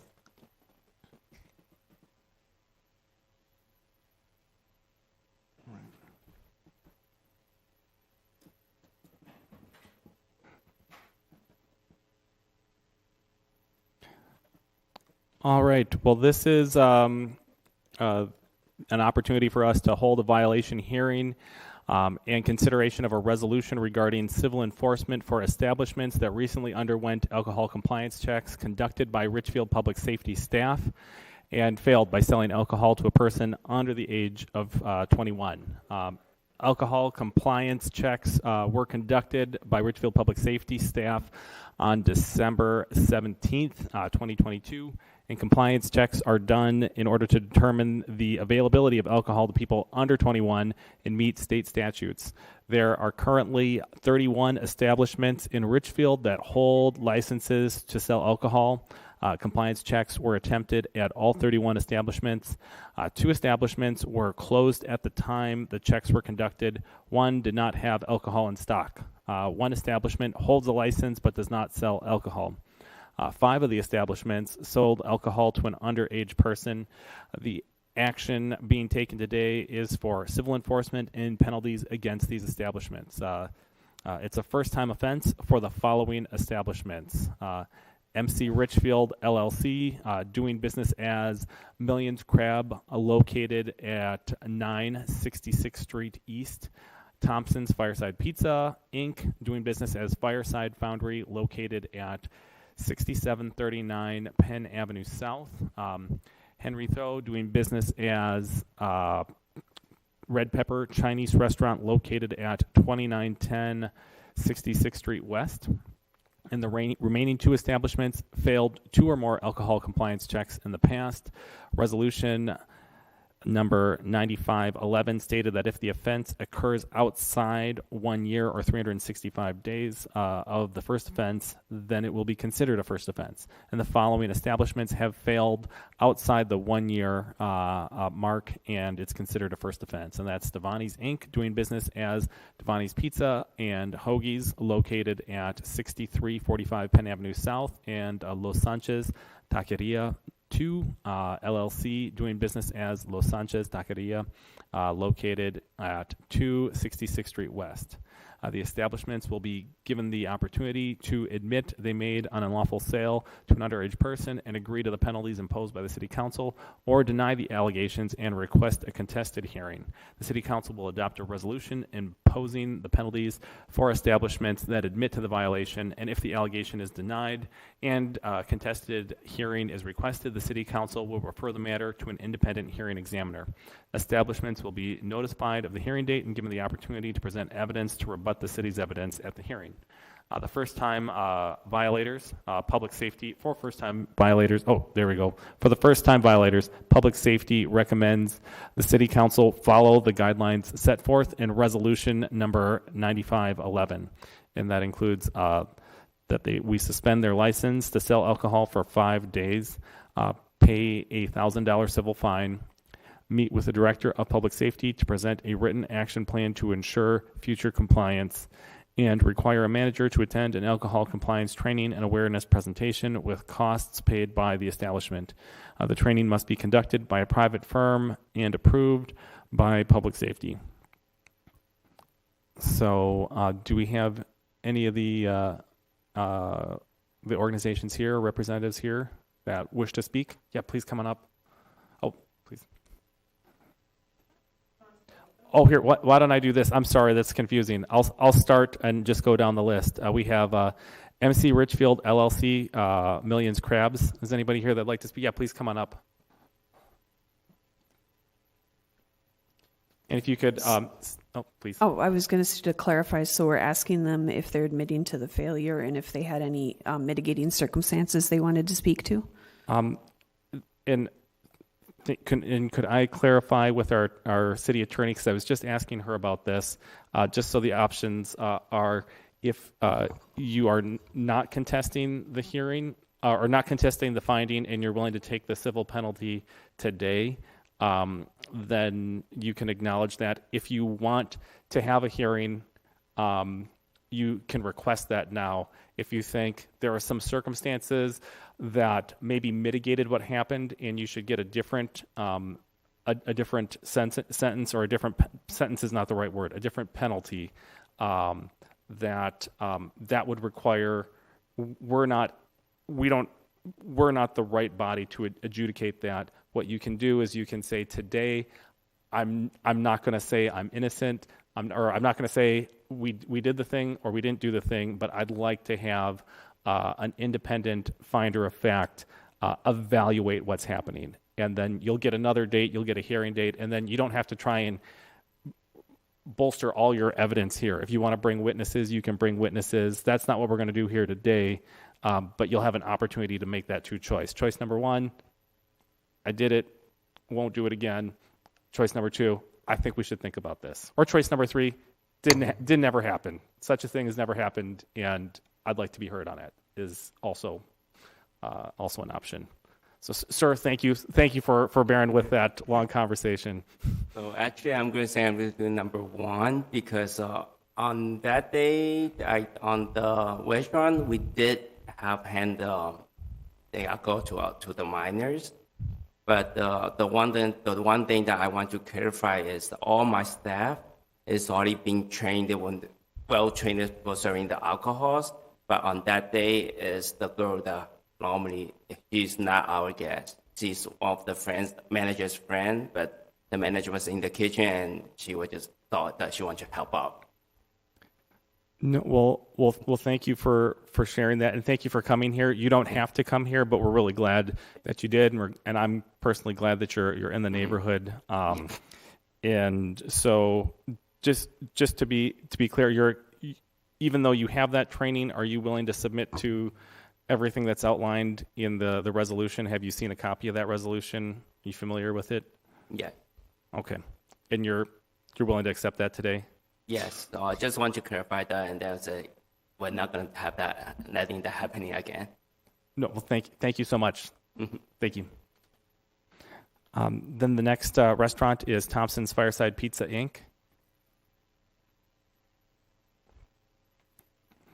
Welcome, and if you could just state your name in the microphone. Yes, my name is Scott Schoenig, and I guess I'm a little unclear on admittance here.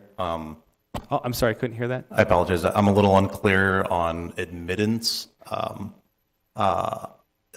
It happened, obviously, but am I here to argue on how it happened, or and if I admit that that's the standard penalty, what is in the what was presented to us via mail? Yes. So if I understand correctly, you can admit that the police were not wrong with what they, or public safety were not wrong with what they found, and you're accepting the penalty. Okay. If you'd like to contest any of that, you have the right to do that. And all you would tell us today is, I'm contesting, I'd like a hearing. And then you'll get a hearing with an independent, is the board examiner or an independent examiner. Oh, okay.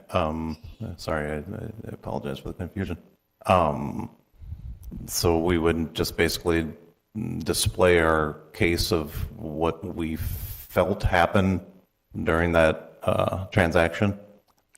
Absolutely. So if it, and we don't want to pressure anybody today. Sure, So yeah. this is the first appearance. If you think, oh, the facts there are not right. Okay. And I think I would like to be heard on the facts. Okay. Yeah. This is not the space where you'd be heard on the facts. The only thing you need to say today is, I'd like to be heard on the facts. Sure, I got you. Would you like to be heard on the facts? Yes, I actually think we would. Yeah. That's great. City Attorney, what happens next? Mayor, Councilmember Troutman, so if you do wish to contest it and request a hearing, then you would let Jennifer Anderson know that. Okay. And then staff would work with selecting an independent hearing officer who would Okay. be assigned to the case, and a hearing would be scheduled. Okay. And then it would be basically an opportunity for you to present your version of the facts, evidence that you have, witnesses, et cetera. And Okay. then the hearing examiner would also hear the city's side of it, and the findings from the Public Safety Department. Okay. And then the hearing examiner would then make a decision about whether the violation should be upheld or set aside. Okay, does that change penalty or due to the facts? I mean, obviously, it would be either it's negated or proven. Right. If the hearing examiner decides that there was a violation, then the same penalty, you would receive the same penalty. Okay. If it's set aside, then of course there wouldn't be a penalty. Okay, all right, then I'd like to withdraw and have admittance then. Okay. Okay. And I have a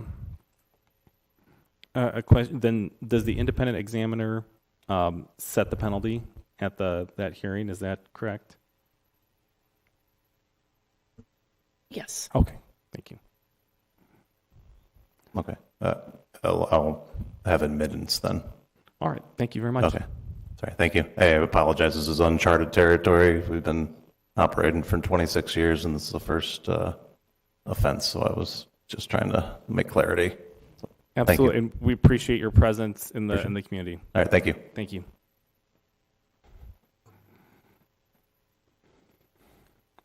All right.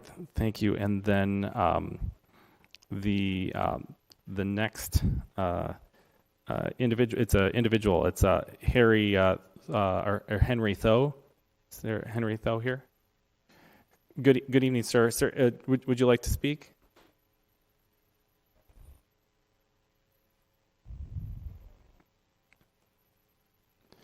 Hello, my name is Henry. I'm owner at Red Pepper Chinese restaurant over in Richfield. Red Pepper's been here 30 years. We've always complied with the ID check. Unfortunately, that day I had my niece come help us because we were short. She did check the ID, but she did the math wrong, so it's our fault. Well, thank you for coming. I know you've been here for your restaurant's been here for decades, since I was a kid. I remember. you have a choice here today. So am I hearing that you can either admit that there was a compliance check fail and then accept the penalty, or you can request a hearing and contest the facts. Would you like to accept the civil penalty? Yes. Yeah. Thank you so much. Thank you. All right. Thank you. Now we have Devani's Inc.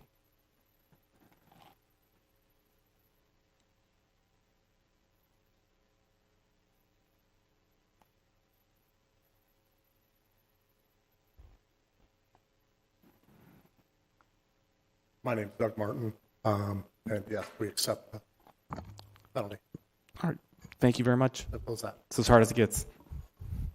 We're all getting better at this as we move forward. And then last we have Los Sanchez Taqueria.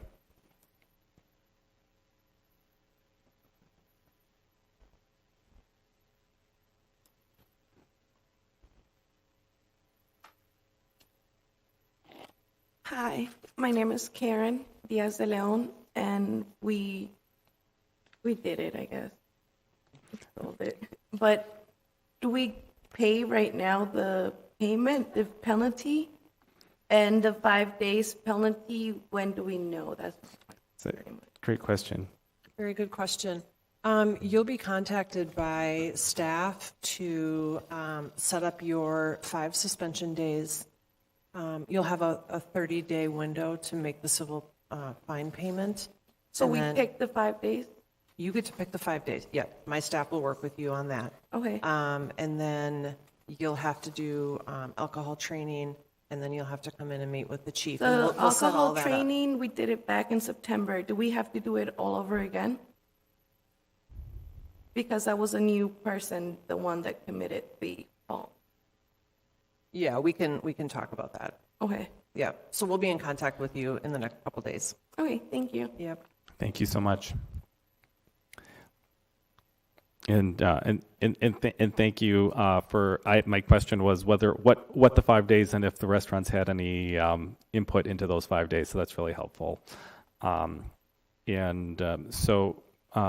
City Attorney, do we move each of these individually by motion, or can we move them all except for Fireside in one motion? I believe all of them admitted. They all accepted, including Fireside. Oh, Fireside did accept, Right. and So they you can did not just want do the one hearing. motion. Okay, great. So with that, I would move we approve the attached resolutions regarding civil enforcement for establishments that failed alcohol compliance checks by selling alcohol to an underage person. Second. Okay, it's been moved and seconded. Is there further discussion or comment? All right, all in favor, please say aye. Aye. All opposed? All right, we've approved the attached resolutions. Thank you. And thank you for the thorough explanations, because this is a process that we don't go through very often, so I appreciate it. All right, next we're moving on to item 6, to consider a resolution requesting the legislature to allow the city of Richfield to bring the option of a local sales tax to voters at a future referendum to fund regionally significant projects in Richfield. Councilmember Whalen.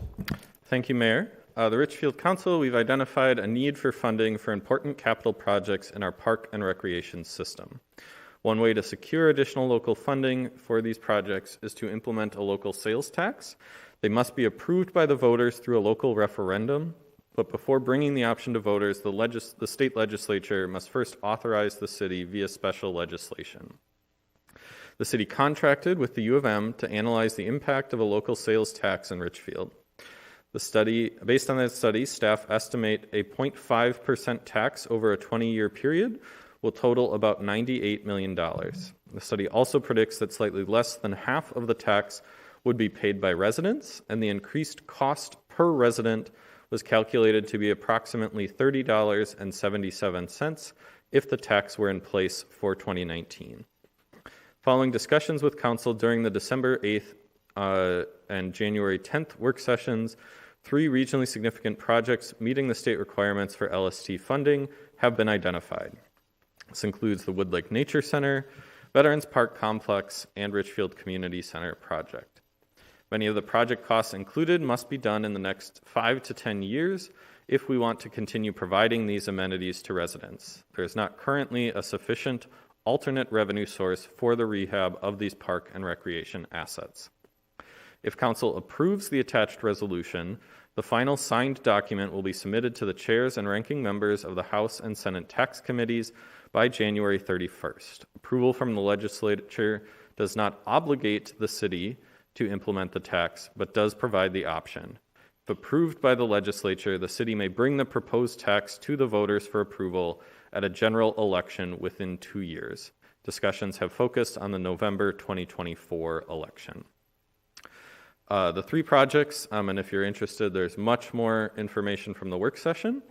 But the Woodlake Nature Center would be done, would begin roughly 2025 to 2026, or would be completed in that time. The total project cost would be $24 million, of which only $11 million would be covered by the local sales tax. We have partner funding on the others. This would include a new building, trail improvements, and garage facilities. At the Veterans Park Complex, the timeline would also be completed in 2025 to 2026 if this were approved. Total project cost would be $9 million. Main improvement is to the pool area. The pool liner needs replacing, but would also include improvements to the ice arena, the park itself, the trails, the band shell area, the picnic pavilion, and the mini golf building. The Richfield Community Center project, estimated timeline, this would be much later after the first 2 are completely financed. So the timeline would be looking at 2031 to 2032. Total project cost for a brand new building there would be $55 million, of which $45 million would be covered by the local sales tax. We would have plenty of time to do more robust community engagement, but the current proposal includes 2 gyms, a walking track, and multi-purpose program spaces. Proposed project costs will be funded with bonding, which adds approximately $29 million in financing or interest costs. Therefore, estimated total project costs are approximately $94 million. So the staff report was quite thorough. I don't know if staff have anything further to add.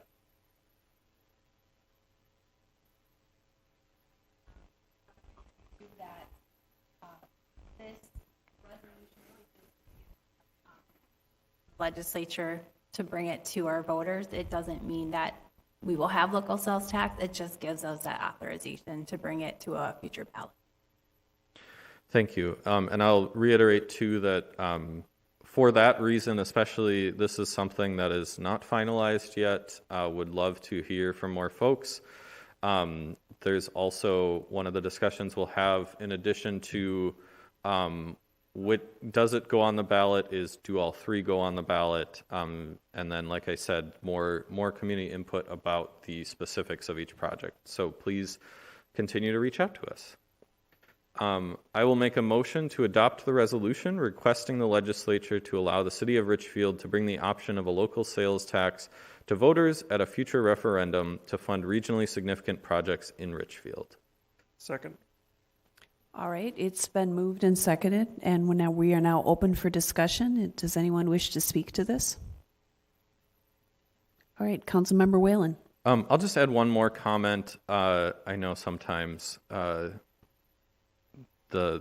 formal language of staff reports is hard to follow. I just want to emphasize that particularly for the Nature Center and the pool liner, which are 50 and 60 years old, there's a very real chance, without identifying a revenue source, that we would be faced with a situation where they are no longer usable, and we can either not have those amenities for our community anymore, or look at putting the entire $20 million for those two projects as just bonding and on property taxes, which is a big thing that we are trying to avoid by this, that most other communities around us have local sales taxes that let the region help fund the amenities that we know people from outside of the city use. And so this is a way to keep improving these regional facilities, both for and have them be paid for not just by people who live here, but by people in the surrounding communities who use them too. All right, thank you. Are there other comments? Councilmember Troutman. Thank you, Mayor. I just want to make a couple comments. One, in my day job as a small business owner and as an entrepreneur and as a lawyer who represents small business owners, I'm really sensitive to what a sales tax could mean with regards to impacting the local businesses. And one of the things that Councilmember Whalen pointed out is that all our surrounding communities have this local sales tax, and I would defy anybody to suggest that Edina and Bloomington and Minneapolis folks would come or not come to Richfield for retail opportunities, or that Edina, Bloomington, or Minneapolis have missed out on retail opportunities that have come to Richfield because of the sales tax. So effectively, what is happening is that we don't always look at our cities as competitors, but our surrounding communities have access to revenue to build their infrastructure, which does make their cities more livable, more desirable. We miss out on that revenue by not having that tax for really critical infrastructure like this. And so with those concerns, I think really amply addressed by our staff, and I want to thank just the thorough job that they did in engaging the U of M and other folks to really examine the issue and have really looked at it thoroughly, really helpful, really good work. And it's so critical, folks, that we get this infrastructure that was built literally when the city was built. And if I could be graphic just for a moment, there are a number of challenges with the infrastructure. A pool that's 60 plus years old, Wood Lake Nature Center. If you've been to the men's room or the boys' room, because we have thousands of kids there, you have a sink, and then you have less than a hand's foot span before you have urinals. It's just you guys do so much with so little, and it's so well utilized. And the opportunity that we have to make this an incredible resource continuing on for generations to come is really important. So I'm fully supporting this. Thank you. Are there further comments? Mayor. Oh, go ahead. Can I just make a slight correction? Yes, please. I don't want to be wrong on anything I said. Yeah, I won't correct the boys' room layout. But Bloomington, the city of Bloomington did request it through the legislature. It was in the tax bill, but they didn't pass the tax bill last legislative session. As far as I know, they're planning to ask for the authority again. So it's not currently in place in Bloomington. Thank you. Thank you for that clarification. Councilmember Hayford O'Leary. I don't have a whole lot to add, but I do want to say I recognize the concerns about sales tax being an imperfect tax, and I would love it if we had like super robust local government aid that was coming through income taxes that was fairer. But I think the bottom line, besides the fact that we don't have another way to pay for these facilities that are really important to the community, is that we are paying other people's taxes currently, because when we shop in Edina, which is frequent, especially Edina because there are so many large shopping facilities there, Richfielders are paying for Edina's hockey arena. And I think it's at this point, whether Bloomington passes it or not, it is fair to ask the same of our neighboring communities when they shop here. I think this is happening whether we approve it or not. I think it absolutely makes sense, and I hope in the spirit of fairness our state leaders recognize that and allow us the same privilege they've afforded other cities like Edina. Thank you. Are there any other comments? I am also in support of this resolution, and I look forward to the discussion with the community. Hopefully the legislature is going to approve it so we can bring it forward to the community, and I think we'll have a robust discussion of what we want and how we would like to move forward on this. If there are no further comments, we'll put the vote forward.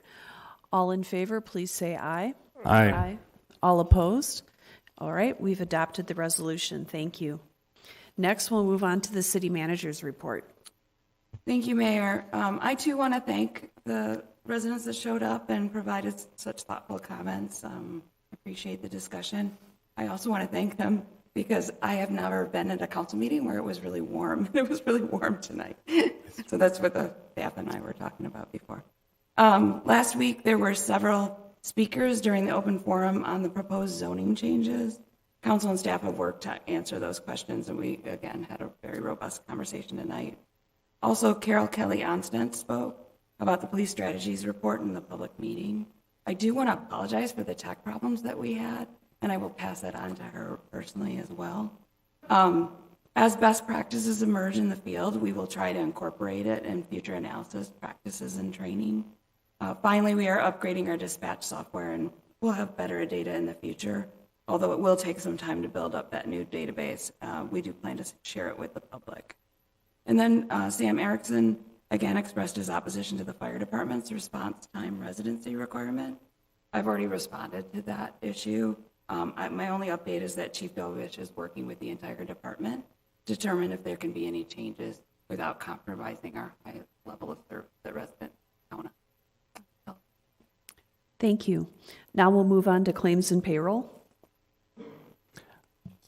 I would move claims and payroll. Second. It's been moved and seconded to approve claims and payroll. Are there any questions or discussion? All right, all in favor of approval, please say aye. Aye. All opposed? All right, we've approved the claims and payroll. Now we'll move to hats off to hometown hits, and we'll start with Councilmember Whalen. Thank you, Mayor. I wanted to lift up, I attended with a friend, with my family and friends, the Voyager curling event that the Recreation Department put on. It was quite fun. It was a beautiful day. I know there will be more. Basically, this is maybe not doing it justice, but I would describe it as like ice bocce ball. It was quite fun.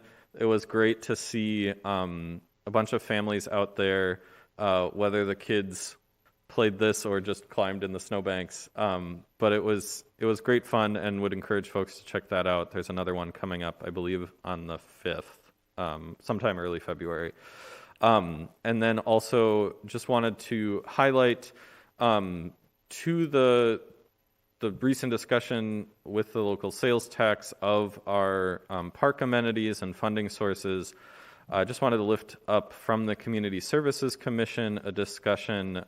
We've had some discussions already, but about the bike park for Taft that is moving ahead. Want to thank the staff who worked on finding alternate funding sources for smaller scale projects like that. Unfortunately, there's not a lot of options that come with $9 million grants for the bigger issues that we need. But just I'm really excited about that, and the commission was as well. So look forward to that. The plan is to have that in place and do a ribbon cutting by the end, like by the fall of this year. So very exciting. And that's it. Thank you. Councilmember Christensen. Did you have anything for hats off to hometown hits? No, not at this time. All right, thank you. Councilmember Hayford O'Leary. The only thing I have is just a thank you to our state legislators and other local leaders who met with us twice in the last couple of weeks since the last council meeting, since we both had the legislative breakfast as well as the press conference speech by Senator Klobuchar, Representative Omar, and others. So it's just, it's great to see them being in Richfield, seeing and hearing what's important to Richfield and doing their best to fight for us. All right, Councilmember Troutman. Thank you, Mayor. And similar to Councilmember Hayford O'Leary, it's very rare that we take our hats off to other electeds unless they're leaving office. But I really want to acknowledge both our senators, Tina Smith and Amy Klobuchar, and our Congress member Ilhan Omar, who all three of them really contended for Richfield specifically. They all stood up. They had a host of priorities, and they saw the vision, and they saw the need, and they saw the opportunity to advocate for several $1 million in funding for Wood Lake Nature Center, and they got it. And so thank you to our elected leaders for advocating and seeing and fighting for Richfield. Thank you. And I also would like to thank our senators and our congresswomen for the work they did. And they metaphorically handed off the baton to our state legislators. So hopefully they will come through for us as well with additional funding for Wood Lake Nature Center. I also want to thank all of the residents that spoke tonight and have contacted us and have been weighing in on the zoning issues. I think it's just fabulous to have so many people involved in that discussion. An opportunity I want to highlight is that we have opened up the ice arena on Mondays through Thursdays from noon to 1:30 so that people can walk around the upper concourse. So please check that out if you have the opportunity. It's kind of a way to make another use of our facilities.